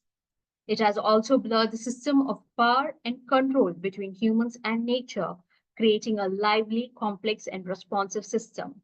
Thus, the presentation will explore the worldlings created by the architecture of Laurie Baker through the SF of speculative fabulation and string figures achieved through material semiotics, creating a model for possible reawakening in the challenging times of Capitalocene and Anthropocene. Laurie Baker Center in Trivandrum, Kerala, designed by the architect Laurie Baker, is a campus spread across 3.34 acres, situated in the outskirts of Trivandrum city, Villapinchala. It was initially designed as an educational institution for children with special needs, named Navayatra or New Journey. LBZ is now an institution working towards the research and dissemination of building techniques and knowledge produced by the British-born architect Laurie Baker, developed through his architecture practice in India spanning 5 decades. The client was an economist based in Canada named Keith Saldanha, who aspired to move to South India, Kerala. Even though the project was conceptualized in 1944, the construction began only in 1996. In the initial site study drawings, Baker has meticulously noted site features, thereby reflecting the design through the effective use of complex topography, the prominent rock formations, and existing trees. Over time, based on growing requirements, the dormitory block was added in 2002. Eventually, due to deteriorating health, it became difficult for Saldanha to maintain the institution and was later sold to Cosford, an NGO for the construction and dissemination of cost-effective architecture. Thus, Laurie Baker Center for Architecture Studies was inaugurated in October 2009. Territoriality, information control, and string figures. The string figures are responsibility, the idea of practice and process of becoming well. String figures represent an entangled system of living where one is intricately linked to another, blurring the boundaries of power and control. This was conceived in two levels. The first is the core design principles of architect Laurie Baker, who's making and at the same time unmaking the stereotypical notions on the art of design and construction, and the pedagogical response of passing on for a better future. The second is the site planning, the inherent pattern of arrangement that generates a response. Baker works majorly from the site with skilled laborers trained by him. Most of his works are undocumented due to the fact that he worked intuitively from the site, making a space for inhabitation for the clients with all the physical and economic constraints. There is nothing about the man that is really measurable. He is completely unmeasurable. He is a seat of unmeasurable, and he employs the measurable to make it possible for him to express something. Louis Kahn. Through the act of making rather than building, Baker tries to evoke the unmeasurable. Through his craft of space making, he tries to evoke and communicate a sense of belonging to the users as well. Baker has worked with various housing agencies such as HUDCO and Government Housing Board, working for the economically weaker section and is strictly against cookie-cutter construction methods and provide impetus for creating individual units. His proposal for the core house is a basic model in which alterations could be done to befit the needs of the users, thereby creating a middle ground between industrialization and commodification of the idea of the home. The architect designed inbuilt furniture, reducing costs and with utmost attention to anthropometry. The use of inbuilt furniture also denotes that it cared more about functionality rather than the comfort of cushion and laid-back seating. It also enables to reduce costs significantly and has helped to carve out beautiful niches and corners. Baker, through various mediums, has preached the importance of being material and energy conscious, when the concerns regarding climate change were just beginning to be discussed globally. Baker shared the knowledge produced by him for public conception through sketches and simple terms, enabling laymen to hope and build their dream home cost-effectively. The material semiotics are an integral part of Sympoiesis as it situates the tales of ongoing. The materials used in the site are locally available and are used in the true form without the pretentiousness of layering. Certain materials are reused, thereby acquiring new meanings such as glass bottle, windows, and old switches. Stone is an easily accessible material and is present abundantly in the site and is used for the construction of retaining walls and for the plinth. In LBC, the stone used for paving has become a part of the soil, has undergone oxidation, and has weathered to become one with nature. The retaining wall has become home to various living and non-living beings, from the moss, the creepers, the tiny microbial insects that live in between them.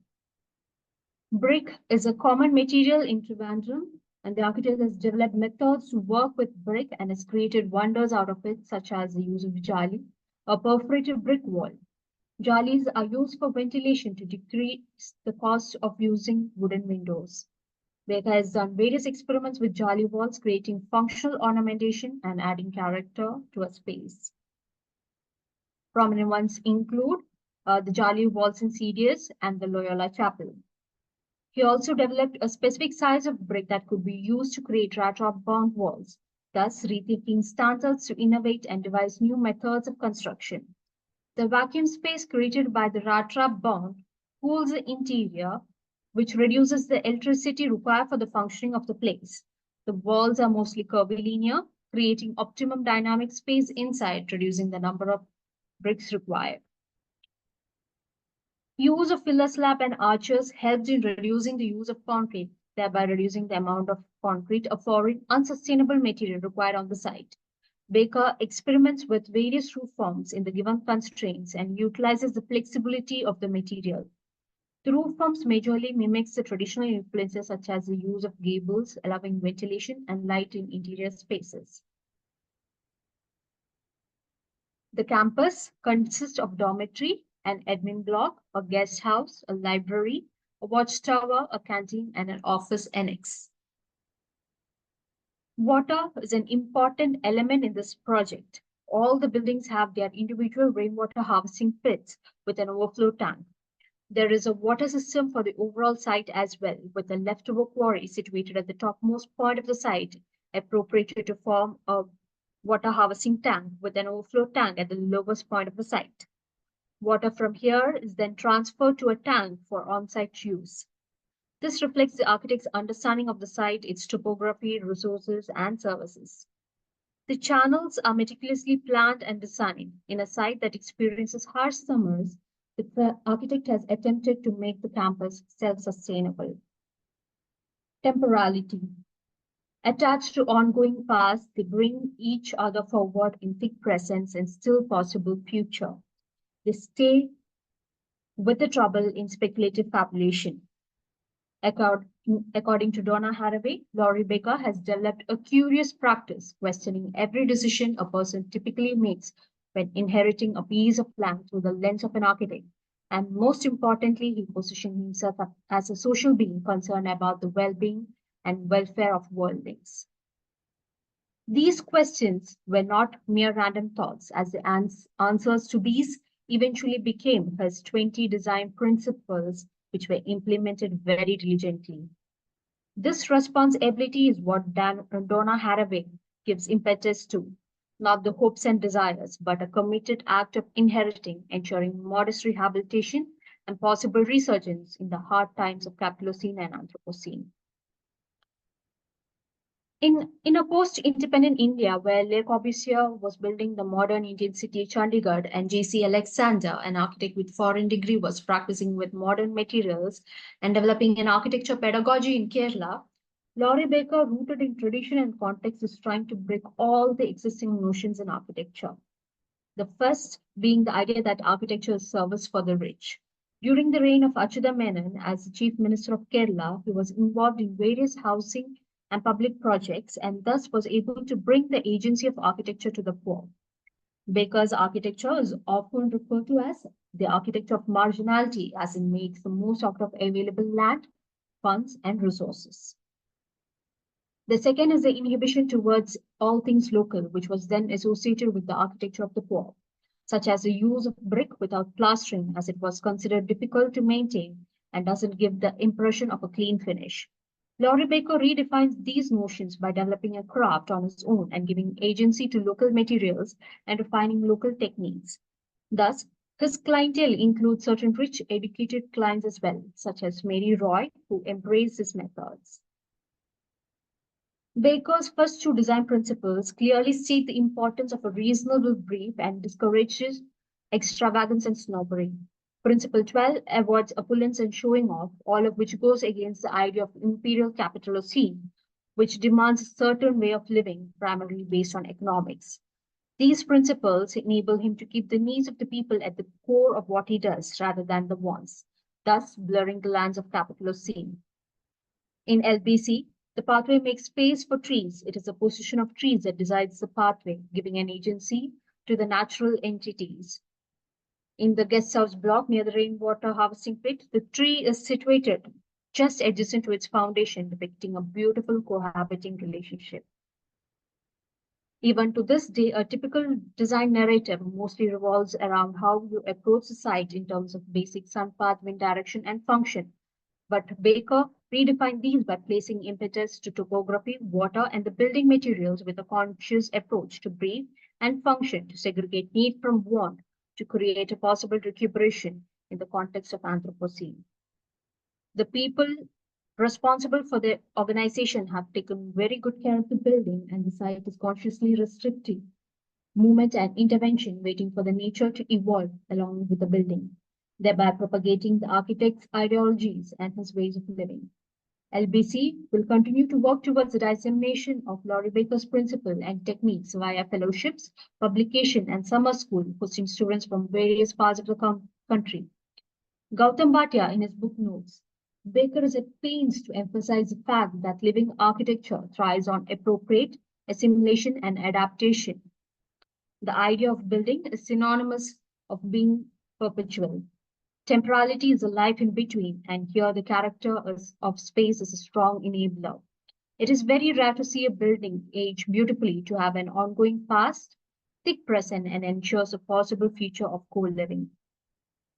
The building has grown and provide room for frogs, leeches, mosses, snakes, ants, birds, bats, and even monkeys.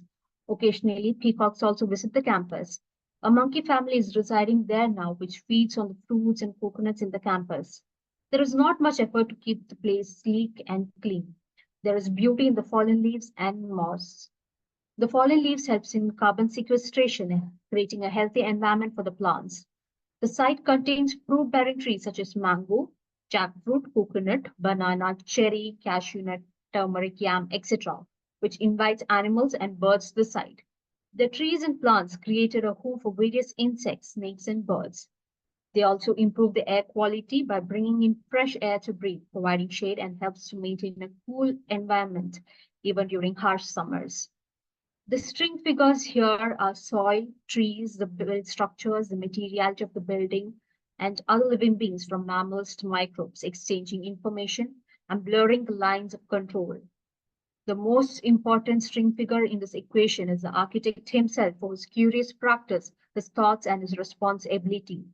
The architect's excellent capability to recognize needs from what has resulted in such mastery of spaces, backed by the material innovation.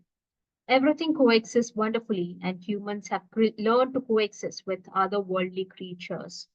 When the campus is not hosting any events, they let the campus be, and the human movement is restricted to admin blocks, and they exist peacefully without interfering with other livelihoods. The campus questions our notions of comfort, luxury, maintenance, and moreover, our relationship with nature. Baker's ideology, buildings, and approach to the space have influenced various other architects and helped them develop their own take on materiality, space, and earth. Therefore, Laurie Baker, his designs and his approach to building and construction are creating new ecologies, a way of living, and an economy that is based on necessities. This responsibility of architecture, this miniature cosmos that Laurie Baker envisioned, promises a lot of potential and paves a path forward for Kerala architecture, which is grappling with how it treats the Western Ghats. The agency of an architect is beyond the confines of what a client requires. In a way, he or she is also building on the social realm of the society. In the context of climate change, the responsibility extends to a much wider arena. Laurie Baker preaches that the responsibility of an architect is much beyond the realm of human beings. His 20 advice on being an architect are everything you need to be an architect of becoming. Through his works, he has created a model of living on this troubled earth, creating space for all the hollow biomes alike. Thank you so much for your time.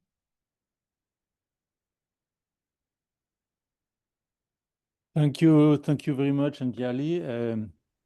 Thank you for presenting a so poetic and intelligent architect. Let me say that I didn't know Laurie Baker before you lecture. That is really interesting, and I think it is one of the missions of CICA to empower architectural criticism, even to reveal the importance of some figures who stay clearly in a minority in the mainstream of international architecture. Thank you very much.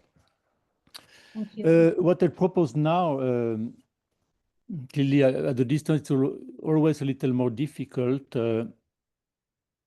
Imagine that you say all four together a kind of round table to have a small discussion even between you, because I wanted to give some comments on the four lectures and finding some connections between the presentation. The first one of Tristan Denis, it is particular story. I think one of the interesting questions is even the way in which we could speak about the kind of poetics of the ruin. And this is one aspect where Tristan didn't really discuss. It is interesting, this project in the career of the architect, of Tony Gironas. Tony Gironas is famous for some interventions in the field of archaeology. I remember quite many publications on this project in Tarragona. It's a kind of a restoration of the Roman theater, using only these steel elements, this kind of phantom evocation of the form. And we see that what is interesting, that unfinished is a terraced landscape is completed only by kind of not formal architecture transforming in a place. And another association we could make with what was made by Eduardo Souto de Moura in the Braga market.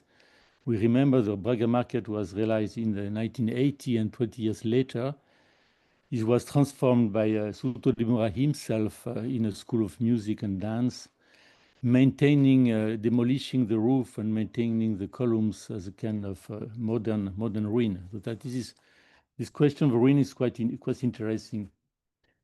But we have the question of memory, and the question of memory in the second presentation of Xiang of Ningbo History Museum.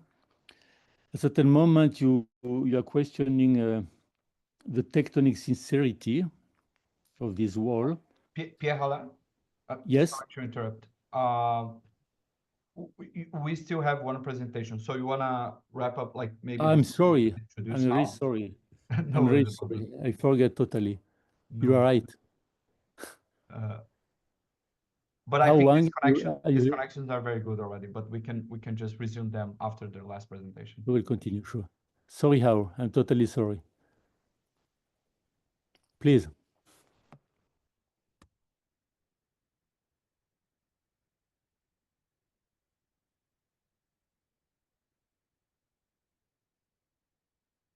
How we cannot hear you?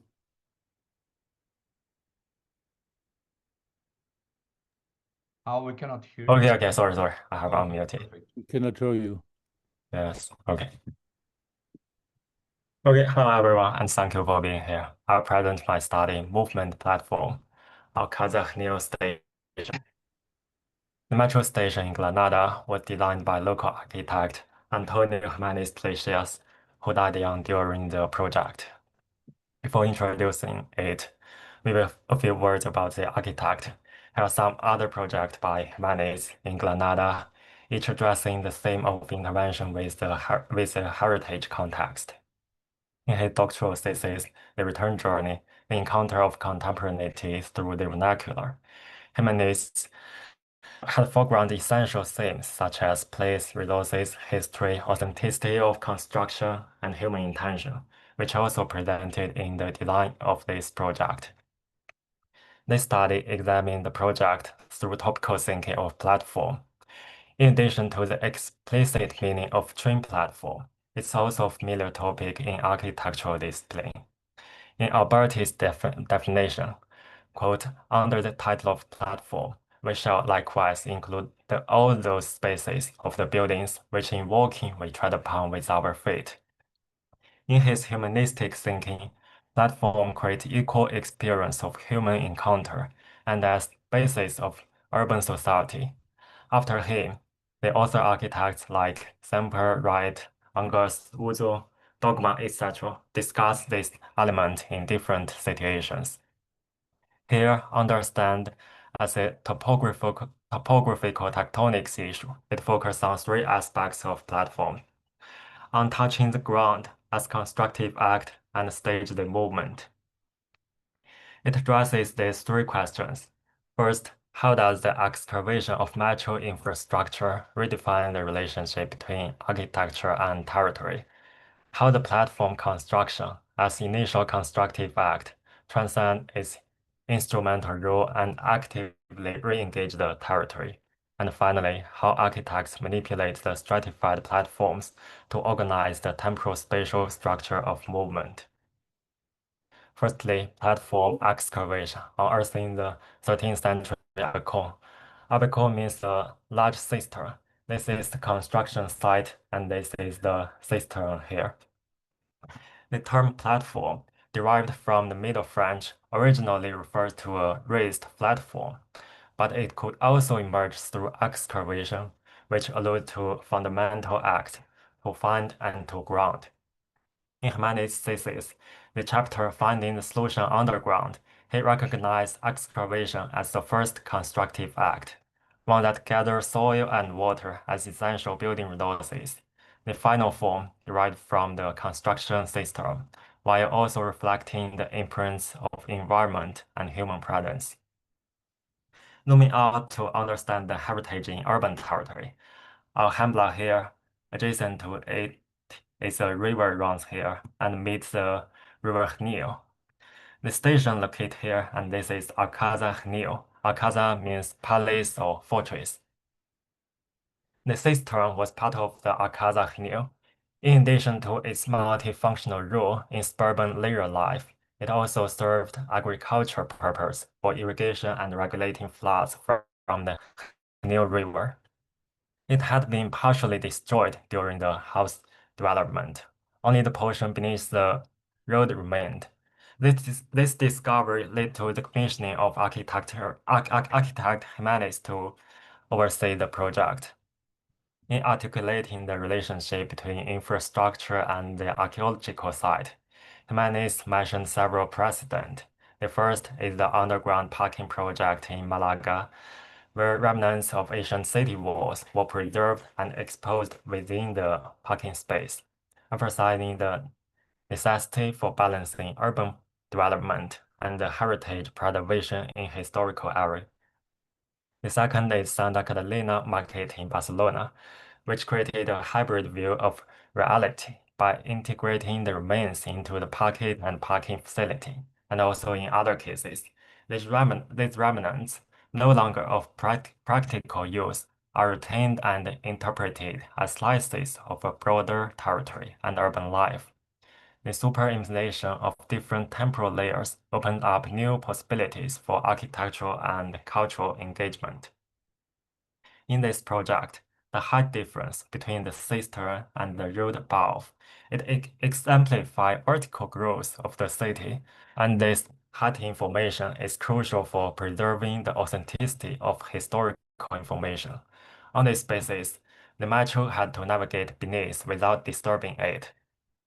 Through a multidisciplinary integration, the architect sought to position architecture as a mediating agent, responding formally to multiple simultaneous demands, allowed the project to transcend the conventional role of infrastructure. The void created through excavation would become a place of temporal and territorial exploration. Secondly, on construction, meeting of 13th and 21st century infrastructure. Facing the construction site, Jimenez jokingly said, "We just need to lay a carpet on the ground." Beneath the humor lies the serious design attitude to treat the infrastructures of both the 13th and 21st century with equal architectural and anthropological value. The realization of the carpet relies on systematic constructive solutions. In order to preserve the cistern's original elevation, the two side walls, which was trapped between two rows of parallel pile foundations, were retained in situ. This led to a creative structural system and an interdisciplinary display strategy. Two arches flank each side wall, transferring structural load to the pile foundations. Once the side walls were structurally supported, the original base of the cistern were carefully documented, removed, and preserved. This allowed for construction of the arched floor slab that enables the metro to pass underneath, while also serving as the supporting base for the reinstalled cistern. The photos show how the original waterproofing and lining materials were documented and preserved. Upon completion, a clear height of 2.6 meters was maintained between the cistern and the ceiling. A laminated glass walkway was laid atop the gravel bed, allowing it to become a publicly accessible space. The excavation of ground and the unearthing of the cistern also reveal a geological strata. Before the architect's involvement, the standard solution to the pile foundations was covering them with sprayed concrete, followed by a layer of metal cladding.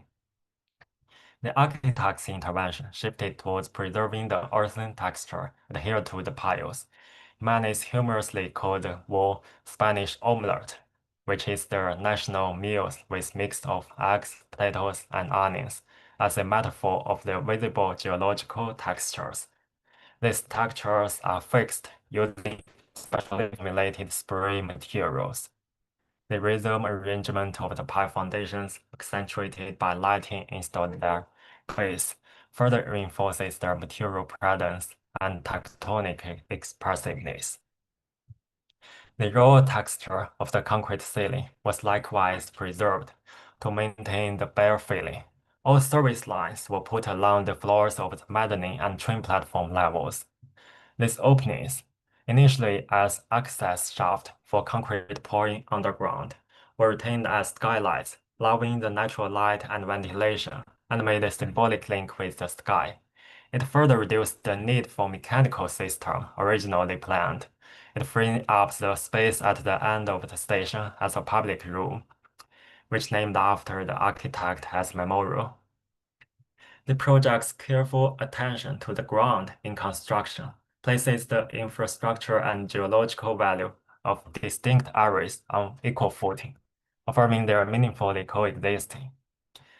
In the constructive act of excavation, modes of living and traces of human presence are inscribed into the earth, accumulating and compacting over time. I may share a video recording the construction. This is by the architect studio. This is Alhambra and Alcázar new. The section model. The architects, the arched and the side walls of the cistern.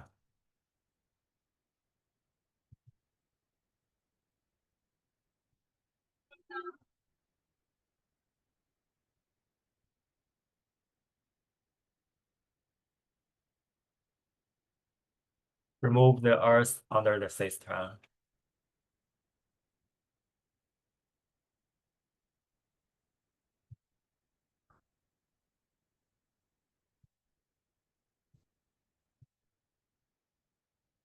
Concrete pouring from street through the skylight to the underground.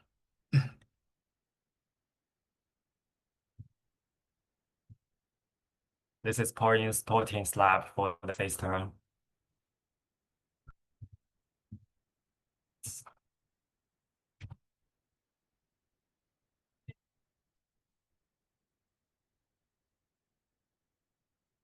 Okay, we begin the third part, movement platform, interwoven temporalities and territorialities. Bodily movement constitute a fundamental model of spatial perception and territorial engagement. Architects, by structural spatial sequence along the pedestrian route, are able to guide temporal spatial structure, linking the tangible exterior world with the introspective landscape formed within our mind. It's also a time-based phenomenon composed of recollections of previously encountered and the anticipation of those yet to come. The escalator is typically the most frequently used element within the metro station. Here, the escalators facilitate two primary vertical transitions. This is the one between street and underground mezzanine. At the entrance, these 45-degree chamfered edges draw particular attention, creating extraordinary collage of the street and the quay. Descending into the mezzanine level, this is another escalator. Between mezzanine and train platforms, here the edges are also chamfered, when designing this paper-like visual lightness and the precision of construction stand in stark contrast to the raw textures of the cistern side walls and the arched spot, producing another juxtaposition of time within a single spatial encounter. An alternative means of vertical movement is by glass elevators. Unlike the fragmented montage-like perception typically in the enclosed elevator cabins, the transparent shaft offers a continuous visual and spatial experience during movement. Sandwiched between the pile foundations, the glass elevators record the architect's concurrent intervention at Alhambra, where similarly refined glass structures were inserted into historically layered masonry. The movement here became a traversal through surfaces that bear the imprints of time and history. The station's unique atmosphere is further characterized by the rhythm of incoming and outgoing trains. Every few minutes, crowds form and dissipate, producing pulses of intensity and calm. These flows are articulated through meticulous architectural details, like here, glass balustrades embedded into the floor to preserve visual continuity while managing passenger movement. Transparent elevator and escalator likewise treat movement as a legible spatial phenomenon. At the train platform level, here, the seat, the light, and fire safety equipment are integrated in minimal compositions. The tracks, positioned unusually close to the platform edge, invite a more intimate relationship between passenger and trains, amplifying spatial intimacy of movement. Moreover, the train exceeds the physical limit of the cave to cover perception and imagination in the scale of urban. Overall, the architect constructed a synthetic atmosphere suspended between infrastructural efficiency and archaeological reverence, between the cave and the machine. Here, movement unfolds in varied forms and speed, from purposeful transit to meandering strolls, from hurried transfers to prolonged lingerings. These variable rhythms are reconciled in stratification and enable the articulation for the time of history and geology, time of the body and time of the train, with a carefully crafted territory. Finally, the notion of platform here emerges as both artifact and as epistemological frame. It is constructed to organize movement, evoke memory, and stage encounters between different dimensions of temporalities and territorialities. Okay, thank you for your attention. And also with gratitude to Professor Juan Calatrava as my mentor during the conference, and Zhou Xianjun, who was architect at his studio, Jimenez Iglesias, for their discussion and guidance. Thank you. Thank you very much, Howard. Thank you very much. And sorry, before it is No, it's okay. Okay. the jet lag of 1 hour. It is troubled. And thank you for this passionate analysis of this beautiful station. And it is really a pain that this architect, Antonio Jimenez Torresillas, passed away so young. And it's nice to see that it even this memorial inside the station. I think it's a nice commemoration of the architect. Let me come back to my. I try to find some connections, but we can even start with your presentation, because we have seen that this question of the memory and the question of integrating different buildings, the rest of the past inside a contemporary, is a question that is a little crossing the different presentation. And you introduced the concept of platform, and my observation it is we could even consider in the Wang Museum because Xiang is analyzing the metaphor of the mountains, but you were describing at the moment this experience of moving, and especially observing the photo of on the roof. And you introduce the concept of nearby and the exchange of scale, that in the roof we have this perception of 5 different buildings. Would be eventually possible to associate this with the idea of platform? I think that could be one possibility to have a dialogue between Xiang and Wang about this question of a platform in the both buildings. But discussing now with the presentation of Anjali Sreekumar with the Laurie Baker Center, you explain very clearly that it is not only a building but a system, and this system is grounded in a site, is even increasing the biodiversity. And you introduce even something interesting that Laurie Baker can be interpreted as a particular figure of architect, that even imagining a different role for the architect, you're speaking a kind of facilitator between nature and clients. And I see some possible connections or discussion with Tristan Denis about the work of Tony Gironas, in the sense that the Clima Museum is more a site, is more a place, and not a building. Though that even to see that in this project, Tony Gironas is not acting as a traditional architect. It is changing his role.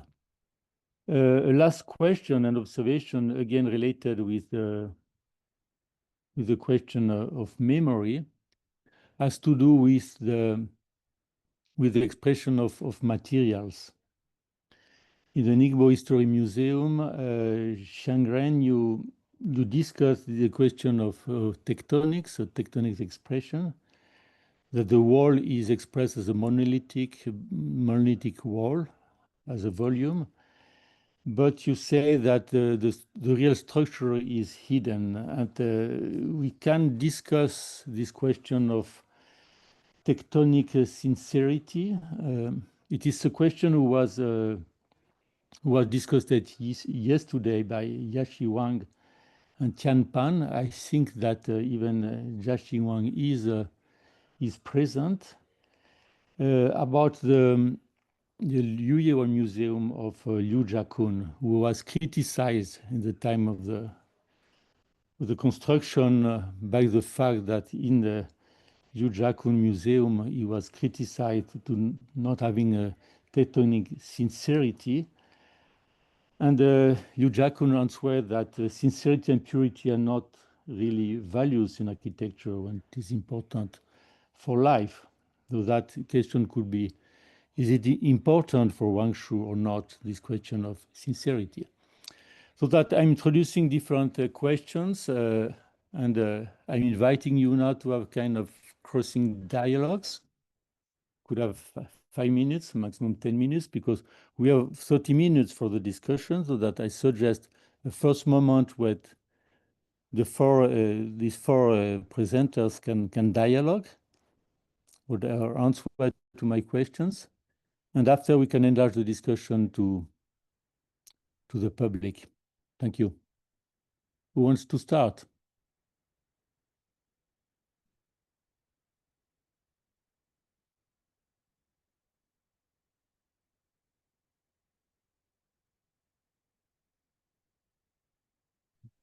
Well, I can start if nobody wants. Well, regarding memory, maybe it's quite funny to look at the different projects and see that memory is not fixed, and it's like also, well, they use materials. Every architect use different materials to build some sort of memory, but memory itself is also something quite plastic in the way that there is not a memory to be remembered like fixedly, I would say. With Wang Shu, it's very very obvious because of the materials and their reconfiguration. And with the last project, it's also quite evident in the way that the ground is not like really ground, is basically concrete. And remembering also different traditions like the grottos and like very modern sort of tradition from the Renaissance, the mannerism and so on. So, well, that would be. But can I ask you that in the case you were discussing, is more the memory of the process, effectively, Well, when you visit this place, probably with. Do you mean your own experience? Because I didn't visit the place, so that. You mean the Climate Museum? Are you perceiving the feeling that about this trend history of the site? Well, in which project? No, in Tony Girona's. Well, I think in that case, it's first of all the memory of an event that, well, everybody wants to forget about, the crisis which was like devastating for the country, for the economy, and so on. And while there are many structures like this one in Spain, like abandoned sites and so on, in this case, I would say that the first attempt to make memories, to like value an event that is like traumatic in different ways, but that is also valuable in its materiality, in its history in itself, and because, well, I guess it's important not to forget that these kind of things keep happening, but in the same time, I mean, it's not like a monument in the classic sense of the word, because it is processual, and actually the process, the building process in itself is also quite revealed by the architect's work. Yeah. Thank you. Who wants to continue on these topics?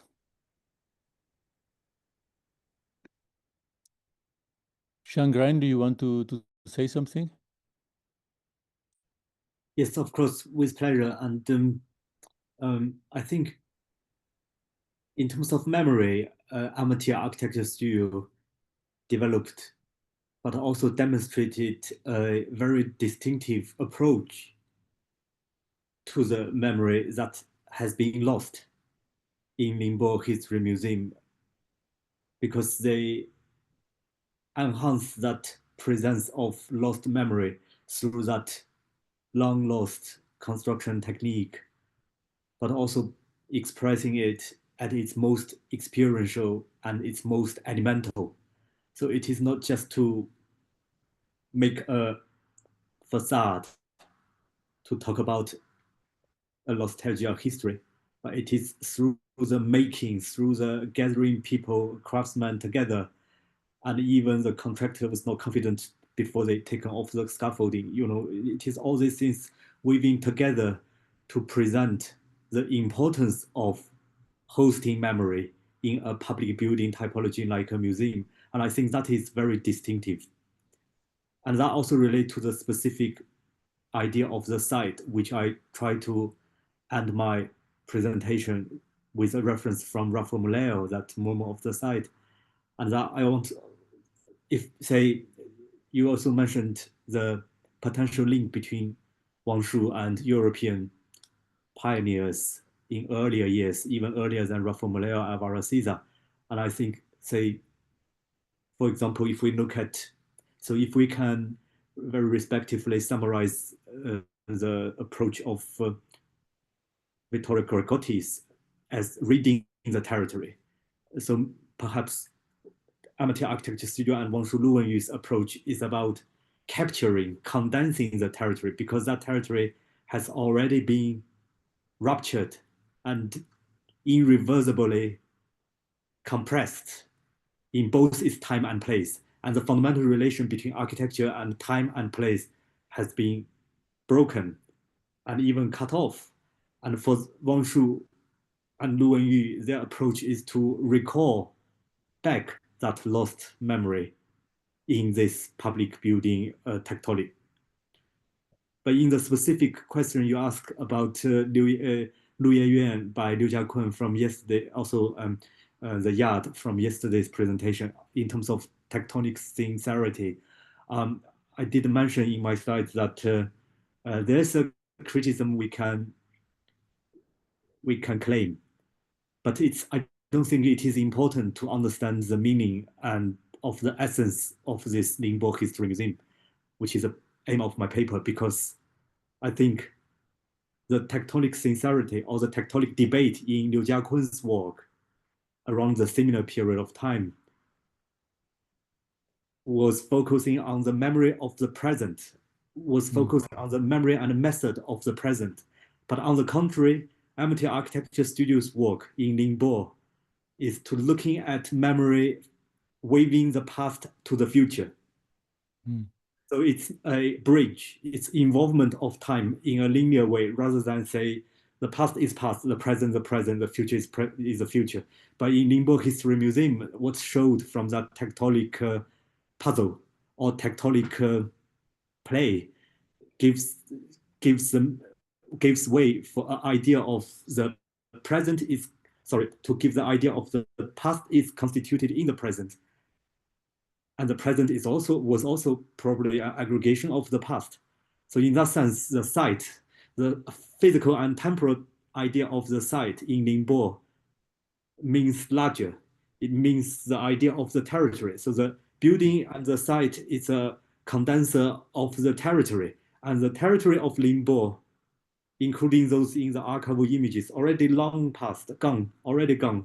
And the territory actually could be seen as an extension of this museum building, particularly from the architect perspective. So in that sense, I see Liu Jiakun's approach is looking mostly for the appropriate present, what is on hand, what is at hand, what can be sourced.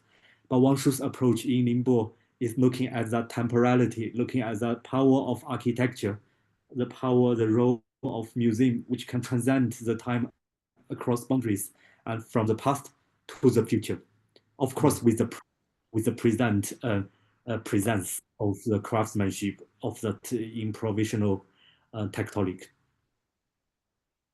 Let me comment that it's a kind of contradiction with the contents of the building, because the scenography and the narration, historical narration inside the building was not controlled by Wang Shu, and it's kind of very traditional museum. That we could say that the importance of the building is more we could say as a site. The building itself is a site, because when you move to the terrace, you stay outside, and inside it could be a water tank. It could be anything without humans inside, and maintaining the force as a building representing the long history of the site. In this sense, we could find conceptually some connections with Tony Girona's not museum. It is now more as a site than as a museum. Anjali, do you want to react about my observation in the sense of in which way we can discuss about how Laurie Baker another way of thinking the role of the architects, especially when we discuss question of ecologies, or we discussed before with Marina, Tabassum. Yeah. Do you, excuse me, a little precise question, because Marina Tabassum is no more here. Do you think that Marina Tabassum know Laurie Baker? It is in which way it is debated? Probably yes or not? I think probably, yeah, she might be aware of Laurie Baker. So yeah, I mean, comparing both of their works, it is very, you know, it is proactive in the sense that it is very much rooted with the people and the culture and the needs of the people rather than the other external forces. And it is the people who control, people and the landscape have much of the control over the kind of architecture that is being developed. So that is the similarity that I see between both. And in terms of the memory discussions that were happening, I mean, the initial question that you posed, the theories of, I mean, my paper was majorly drawn from theories of Donna Haraway. So in the context of climate change, she kind of imposed to live in the present. So the past, whatever was done in the past is done. So now we have to focus on the present. And she also points to the fact that it is, I mean, we've been talking about the future, and I mean, it's all about tomorrow. And she imposes there's no tomorrow. We don't have any more tomorrows to think about, but rather to act in the present. So the kind of memory, so here the memories are, we're not looking to interpret any sort of memories, but to live in the present. But the meaning that we find here is in terms of the materials. So we look into the material semiotics of the material that were being used. And these are conversation which is very much rooted in the context of climate change, and it is largely, the conversations are largely held by the materials that are being used. Thank you very much. Can I ask to Hao Wang if you can answer to my provocation, if you can consider the Ningbo's museum a kind of platform? Yes, thank you for your proposal. Yes, firstly, in my case, the station case, I find the idea of platform. Like maybe we begin with Corbusier's simple diagrams that when we go to the higher level, we see the cloud, we see the sky. I just find that one interesting transportation architecture, that is the in stratification, the perception to the speed in different speed. The quality of the train, it take our perception to the distance to the larger distance, not following the logic of the height of the platform, but from the speed. This is the interwoven of perception to the distance. And like in the station, another interwoven is the intermediate platform of the heritage. It takes the perception to another historical time. In this way, the time and to the distance are interwoven in stratification. I just find like in Xiang's analysis of the Ningbo cases, I find although it looks like a building limited by the walls, but especially in Xiao's statement of the mountainway like space, although it is equally defined by the walls and the platforms in different levels of the of Ningbo Museum. From the ground to then in the interior, the interior, which is like a outdoor space.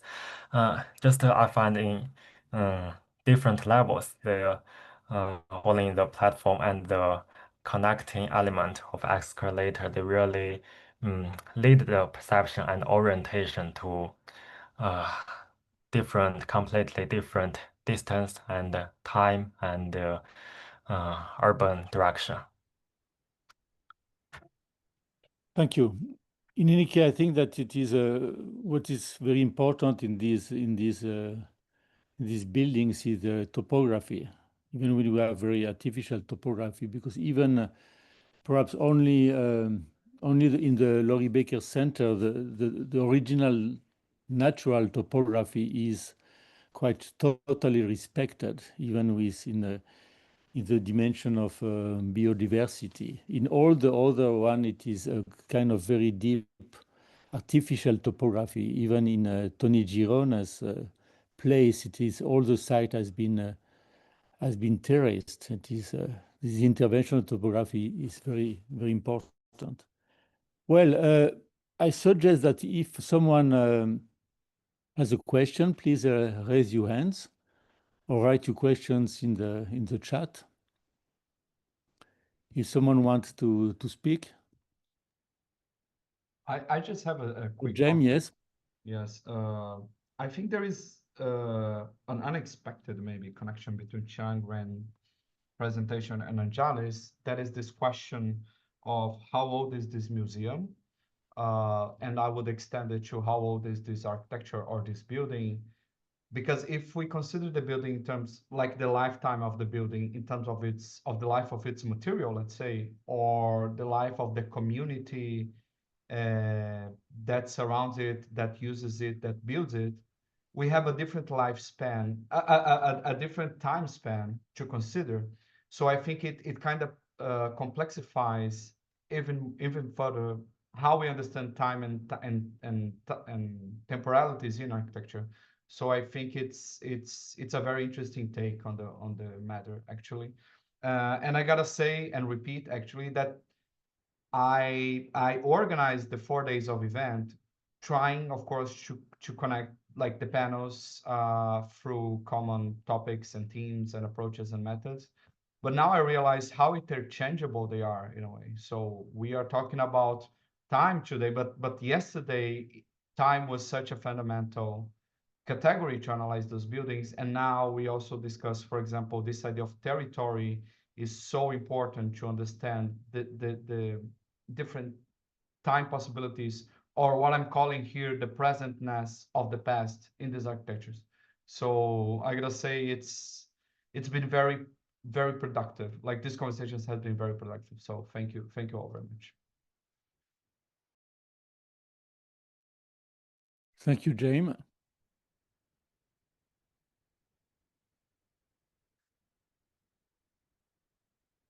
Other questions, please?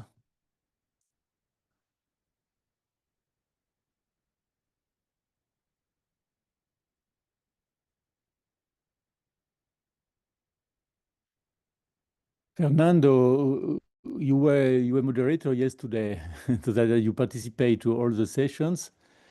Do you have yourself a comment or a question? No, I'm afraid I only I only was present in the last presentation of today, so I missed the rest because I was busy. But I can agree with Jaime in the sense that all the projects could be seen in very different. Could be interchanged in some aspects of different groups. So as a whole, I think that the seminar is quite successful in the sense that it covers the very different aspects, very different geographies, and very different sensibilities. Thank you. No, a reflection we could have could be that for the future book, could be possible to imagine that the way in which the different papers and essays are organized by sections or grouped could have some changes. I would add something. If it in some cases, it was revealing for me the different the visual information of the works is not enough usually. So if you don't go to the internet and get your own information on the works, on the projects, you miss the argument in some way. So for instance, in my making play session, the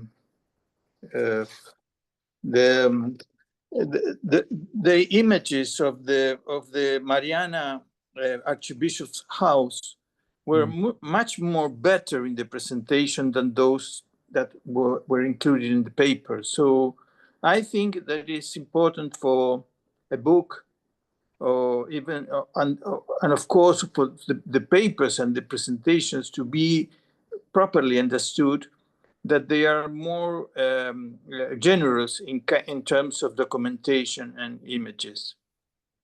I agree, and actually, I gotta say that I asked Christine to add more images to the text from the first draft to the final version, and I think we've seen even more images now, and also like you can see them like in the screen, like they are bigger and they have a better definition, so we can better understand the complexity of the project. And on that note, I also want to say that maybe her presentation was the most traditional one in terms of like how we understand history or urban history in relation to architecture. What I really appreciate is her presentation in relation to all the other presentations is how we are discussing history in a way, in a more dense and complexified way. And I think, and also again, like going back to Anjali's presentation, this long history or this non-human history and how they intertwine, and it just makes this conversation even more interesting to me.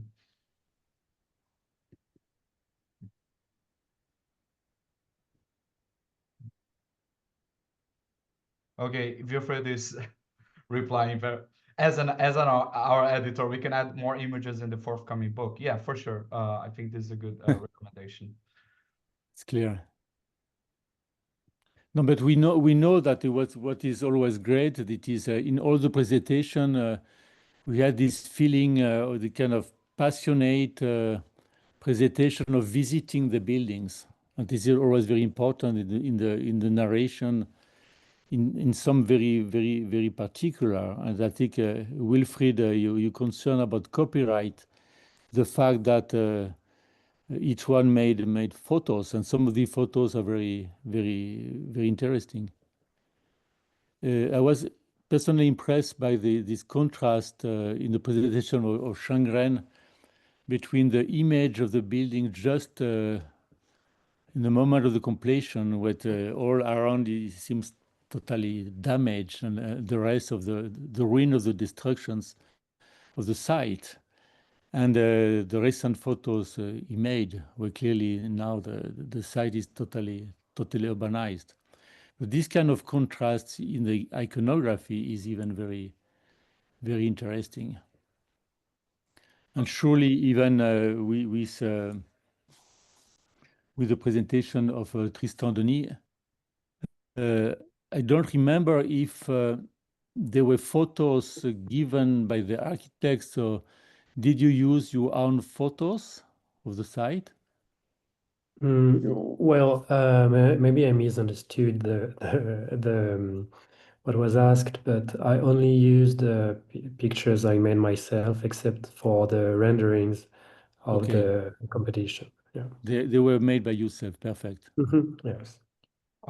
So we have one question from Jasna, and then we can wrap up. I can read, Pierre-Alain, if that's fine by you. Yes. So Jasna is asking to Xiang, could you explain how does the museum content and display as a concept correspond to the design of the site? Oh, thank you very much, Jasna. Very nice to hear from you.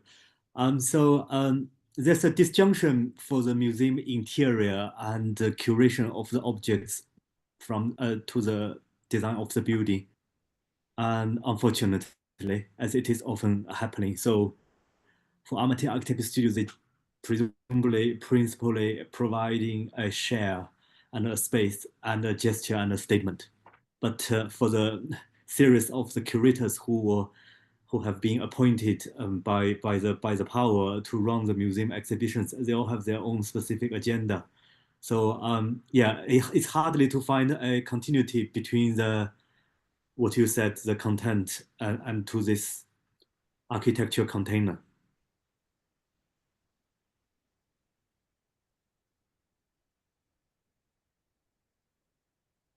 Thank you. Okay. Oh, sorry. If nobody has a last question, we are perfectly in time because it is 59, 1 minute to the end of the, the session. James, if there is the last conclusion, or yes, or Wilfried, if Wilfried wants to have a last word as our president. Yeah, I would like to invite Wilfried for some last words, and then I'll say a few words also as closing remarks. So Wilfried, if you want to.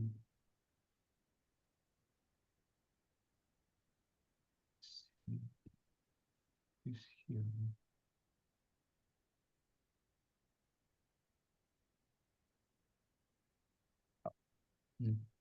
Okay, I think I'll just go on. Wilfried, whenever you wanna jump in, you can let me know, and we're gonna. Okay, just 1 second. Okay.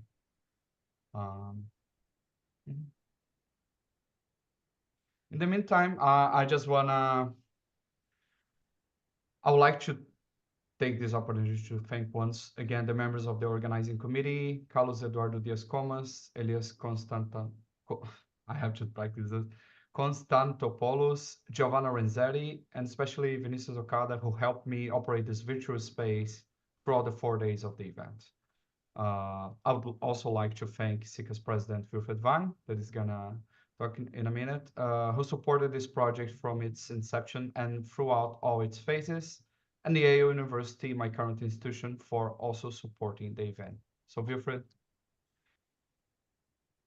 Yes, Jaime, thank you very much for chairing this and organizing this in a very successful way. I think you've managed to match the different papers to the keynotes in a wonderful way. And I think I was very, very impressed by the practicing architects with their intelligence and courage which has helped them steer their different courses over the decades that they've been working. And I think that's been most humbling to see people tackle these difficult tasks, in some cases awful conditions, and to produce especially the refugee houses for the Rohingya, which are really quite not just stable and so on, but they're also quite beautiful. So I think the keynote lectures have been most impressive and have set a new standard. And also the papers themselves, I think, delivered on the whole almost as if they could all go into print.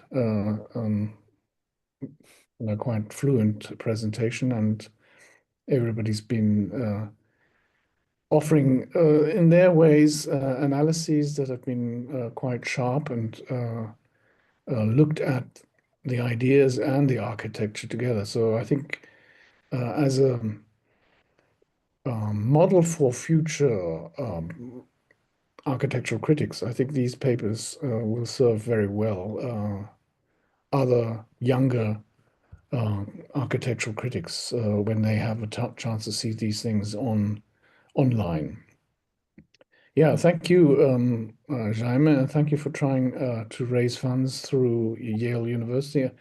Very pleased that they have offered a generous support. And we look forward to the author's contribution. I think in many cases, as I said, I think the level of the texts is such that it could go Of course, there will be editing work, but it could go into the next phase quite easily. And so we look forward to publishing the book in a relatively short time, hopefully within a year, so that we will have yet another volume. So, Jaime, thank you once again, and thank Pierre-Alain Croset for his very sympathetic, empathetic sharing, trying to elicit responses from the authors and from the audience. We look forward to seeing Anna Tostoi as our next chair in a year's time at the Casa da Arquitetura in Matosinhos, Portugal, who have been enthusiastic in offering to fund the next event, even in hybrid form. So if there are students in architectural criticism who are interested in submitting their abstracts to the topic architectural criticism, resistance and commitment, if you happen to live in a relatively close proximity to Portugal, there's a chance that you'll be invited to attend in person and to deliver in person your paper, because the Casa de Arquitectura wants to make this into a very vibrant event, which of course in-person events are. We look forward to that. We look forward to seeing all of you again very soon. Thank you, Jaime. You have the last word. Thank you, Wilfred. Jaime, just a minute, because Jaime offered me, I think, 1 second. Congratulations, Jaime. What a great work. Today, Marina Tabassum was really fantastic. She's very intelligent and very sharp, and in fact, she puts together a very deep reflection on the mission and the art of architect and how to deal with the real world. It's absolutely amazing. And Pierre-Alain Croset, what a great session you were able to deal with, and all the speakers. So I hope that in 1 year if by chance, of course, this system is much more possible, because in financial terms it's something very light. But if it's possible, the presential is always different, to have our energy together and to discuss. We shall see. But I must thank very much Wilfried for his confidence and for letting us starting work. Let's hope. But the problem is that Jaime put this in such a high level that now I'm... Don't say that, Anna. I'm sure we are gonna have an amazing event next year. No. It was really great, because it was, architecture for truth this time. It was. Really It was in its many scales, I want to say. The only way we can top it in Portugal is with an attractive bribery of good food and wine. I was gonna Yes, say and that. we can go to the beach as well, to the swimming pool, if it's nice weather. By the way, it's quite okay till now. So think about that. The best fish I ever had, I gotta say, was nearby Casa da Arquitectura. But that said, I want to invite you all to visit our website. The link is on the chat, so you can follow our next events as this conference in Portugal, news, and the intellectual production of the SICA members. With that said, thank you all very much, and that's it. We're gonna see us all next year in Portugal. Excuse me, can I ask, Anna, is the call for papers online? Who will come?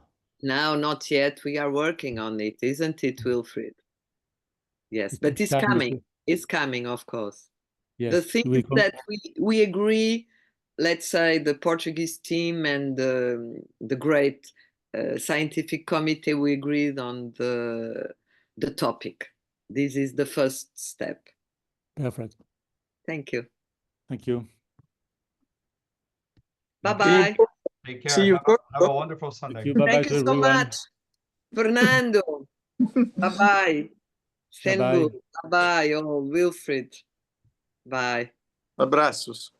Abraços grandes aí e celebrar a nossa querida Ruth com... Temos que fazer uma saúde presencial daqui a um ano. Jaime, parabéns. Vamos aí. Pierre-Alain, merci. C'est merveilleux le livre que tu m'as offert. J'ai pas encore été suffisante pour t'écrire, excuse-moi. C'est fou le temps. Il faut prendre le temps. Ah oui, ça passe. Ça coule vite, vite, vite, vite. Ciao. À bientôt. Merci. Au revoir. Bye, bye. Ciao. Bye. Abraço, Jaime. Beijos. Abraço, Ciao tutti. tchau. Bye bye. Abraço. Bye. Adios. Au revoir. Bye. Auf Wiedersehen.